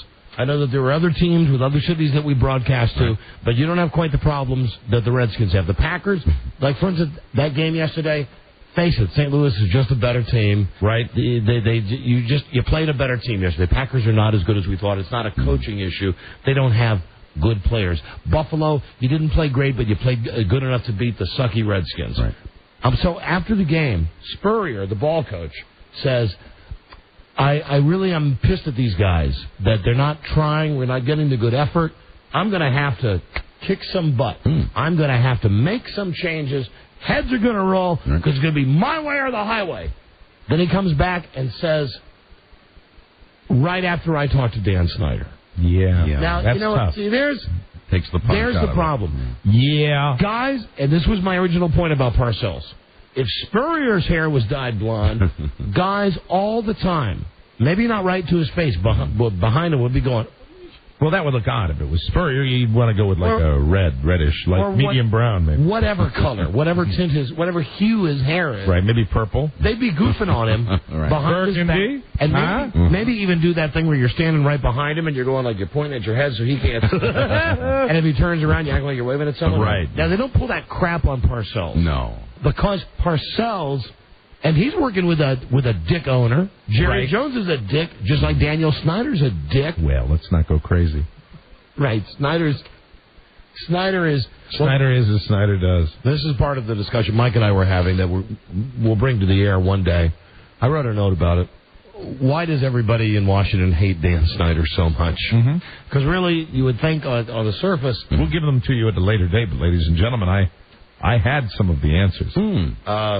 He should be a guy who's liked by most people. He's a rich guy that owns a football team and should be spends a lot of money on it, but yet There are only two ways you can go as an owner, and I don't know whether our Danny boy has gone in either direction. He's really hated. But the thing with Spurrier is, no wonder the Redskins suck, and no wonder Spurrier says he's not getting a good effort out of these guys, and he says I'm gonna kick some ass and fire some guys.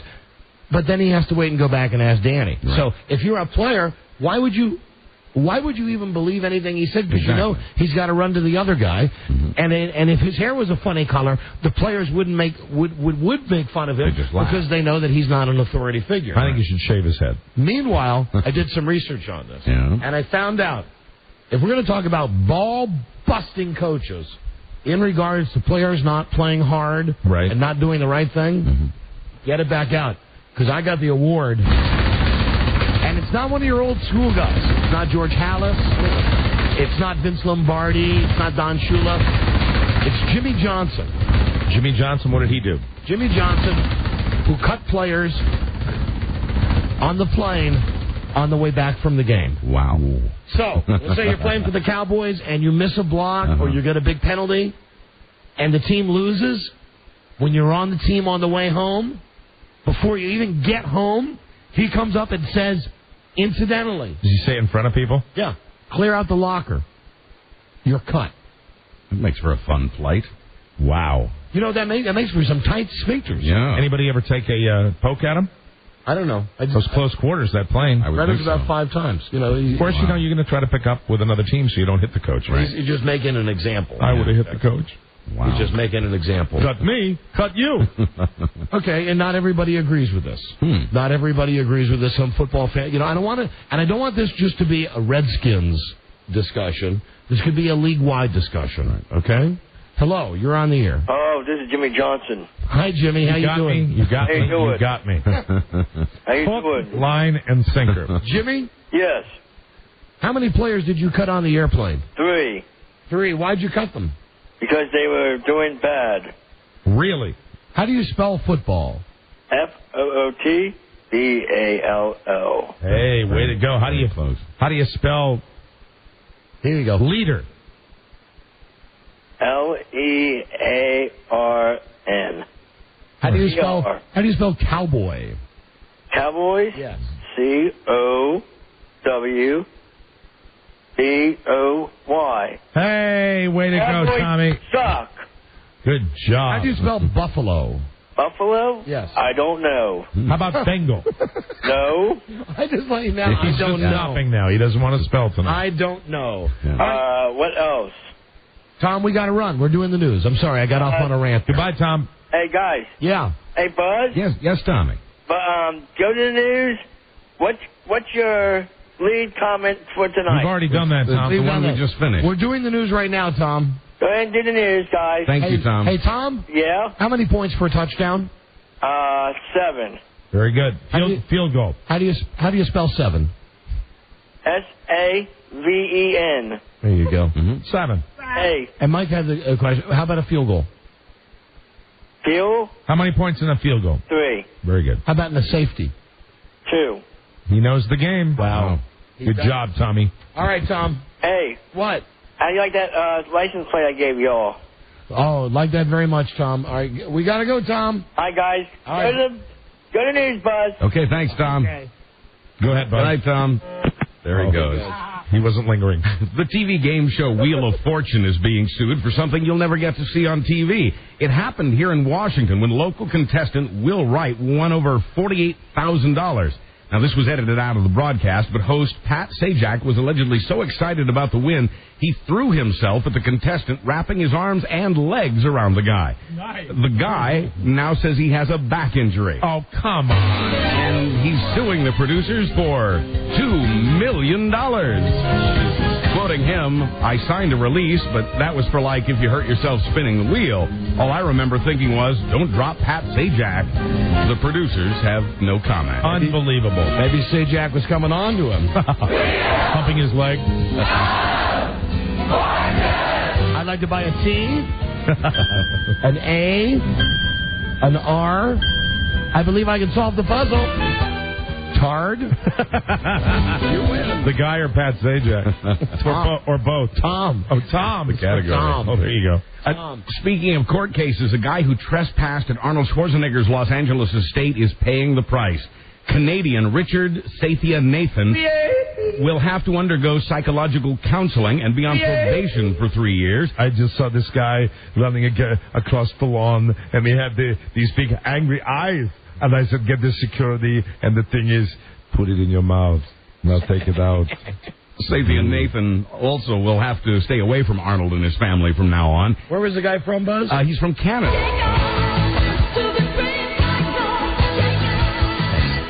That's a joke you don't use too often, is it?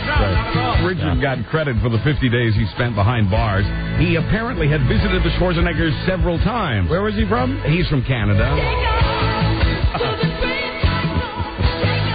In another Arnold case, L.A. officials have ordered the removal of a 100-foot mural of Arnold promoting the DVD release of Terminator 3. The complaint was filed by a neighborhood association. That has nothing to do with the guy from Canada. Thank you, bud.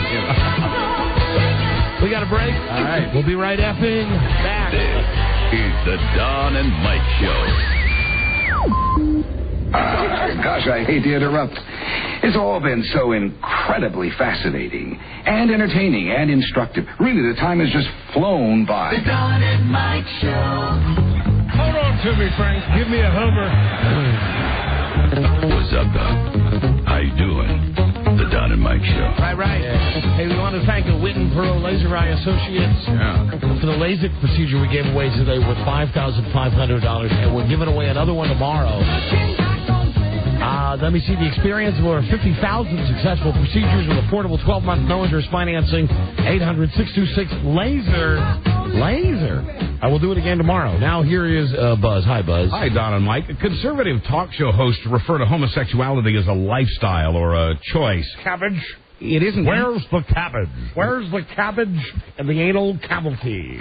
It isn't a lifestyle or a choice, according to the latest research. A new study out of UCLA says people are straight or gay or bi or whatever because that's the way they're wired. You think? I found this Rush Limbaugh cabbage. Listen to this tape of lone conservative Sam Huff. Hold on to me, Frank. Give me a Hummer. There you go. That's not a choice. That's right. The study indicates that sexual identity is determined even before we're born. They say genetics has even more to do with it than hormones. Cabbage. This is what they used to think. You know what you should do when I tell this to Rush? Go out and chat with a gay person. You'll find This is Sam Huff. Hey, Rob, you got to get the new Inquirer. Okay. You got to bring it in tomorrow because, Again? More Rush? Yeah. I just read today. 3 weeks of Rush. 3 weeks in a row he's on the cover. Now they have the reaction to all of the stuff that's happened. And the article this week in the Inquirer actually means that he's pre-wired to be gay. I guess so. Right. Cabbage.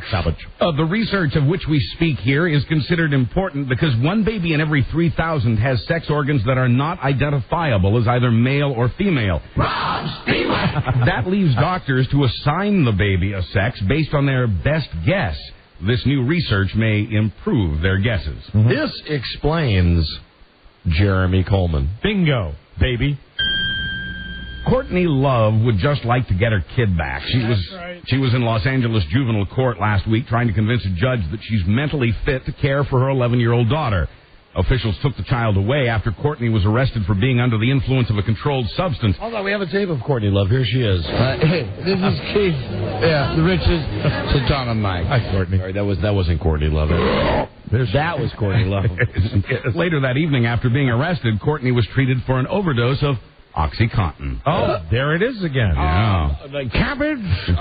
Stay away from that stuff. Yeah. Courtney. There it is. Howard. I'm mad. I am Courtney Love. mad. Or Rush Limbaugh. And yet still very self-conscious that I'm going to write a book. No, you're right. It's Rush. And I'm going to talk. I wanted to believe. And I tried my damnedest. Or it's Jeremy. To believe in the rainbow that I tried to get over, and I couldn't. So what? There you go. Have an OxyContin. Quoting Courtney Love, cops and 2 ladies in white coats came to my house. I got jackbooted. My mouth was taped shut. They put a ping pong ball in my mouth. And honey, sounds sexy. And honey, yeah, baby. Honey, you don't get to say you're sorry for that because it wasn't in bed. End quote. Love says she was taken to a hospital where Loveline Dr. Drew Pinsky heads the rehab program. Wow. After 24 hours there, she walked out. Quoting again, I looked like an effing bag lady. I had no shoes. I had to hide in a bush. Then I see a house. What about her bush? She had to hide in one. Nice bush. Then I see a house with 2 14-year-old girls in it. So I knock on the door and I say, hi, I'm Courtney Love. I'm leaving the loony bin. She says she eventually got a ride back home from a guy, an angel, she calls him, that she met at a guitar store. Courtney admits she spoke of suicide, but says the officials shouldn't worry about that. She says she was just fooling around. Quoting her again, I'll be here after the cockroaches. Hello. Oh, God. She probably will. You wouldn't know it from DVD and ticket sales, but the Matrix craze is over, according to the Wax Museum people. Even as the third and final Matrix movie is about to be released, the Hollywood Wax Museum is taking down its Keanu Reeves dummy. Yay. Quoting the museum's manager, It's like, whoa. That's right, short. Quoting the museum's manager, we try to stay current. The Matrix was current, it is not now, end quote. What is hot in the mind of this museum guy? Whoa. Keanu's Neo will be replaced by Nintendo's Mario. He gets a place of honor alongside King Kong and the characters from The Wizard of Oz. Mario? Yeah. Whoa. Bogus. Me, I'm looking forward to the third Matrix because I like the first one. A lot of people are. I suffered through the second one. Right. It was okay, but I understand it was like a bridge between the first two. So the third one just better be the best thing I've ever seen. Had trouble understanding the first one. Hated the second one. And for the third one, I have to say, whoa. Although I have been told by more than one person, I went to see the Jack Black movie with my kid. Right. I've been told by more than one person that Kill Bill is a movie that is so violent and it is so outstandingly produced. I'm tearing up the language here. It's wicked. It's great. It's violence. Yeah. It's like better than The Matrix. And because Quentin Tarantino had a 4-hour movie and he refused to make any edits, right? The movie just ends 2 hours into it. And apparently going to get a sequel? Yeah, and apparently going to be a serial. Where it ends is really a point where you're really... really? Whoa. Whoa. Good, I want to see that. Whoa. In sports, a Colorado judge has ruled that NBA star Kobe Bryant will stand trial for sexual assault. That's the judge right. says there is enough evidence. 40 athletes, Olympic and professional, will testify. Even though her underpants was full of other guys' white pee? Apparently so. And 40 athletes, Olympic and professional, will testify. Hold on to me, Frank. Give me a Hummer. They'll testify in a growing steroid scandal. The head of one steroid lab says at least 7 NFL players and 4 Major League Baseball players, including Barry Bonds, they're full of it. Have been subpoenaed. They're lying. Tonight on Monday Night Football, the Chiefs are at Oakland. And finally, Sam Huff. When we say this judge no was... chance he takes steroids unless someone puts peanut butter on them. Finally, when we say this judge was pounding the gavel, we don't mean it in the usual way. Oh, and incidentally, Buzz, I know you're up against the clock today. Right. We've got time for me to to say this. Again, it's a local reference. I know we're doing a national show. Right. I'm trying not to. Let me just say hats off to my man, Frank Herzog, who's the play-by-play voice of the Washington Redskins. Right. Yesterday, during the game against the Bills, he made this call. Buffalo ball, first on the 43. Bledsoe with the handoff to Thurman Thomas, who explodes through a hole for a large gain. When would be the last Thurman Thomas game? Wow. In Buffalo, 5 years ago. There you go. All right. And no one bothered to say, hey, hey, big fly. That's Travis Henry, not Thurman Thomas. Brain fart. Finally, when we say this judge was pounding the gavel, we don't mean it in the usual way. In Bordeaux, France, a judge is under investigation for sexual exposure in a courtroom.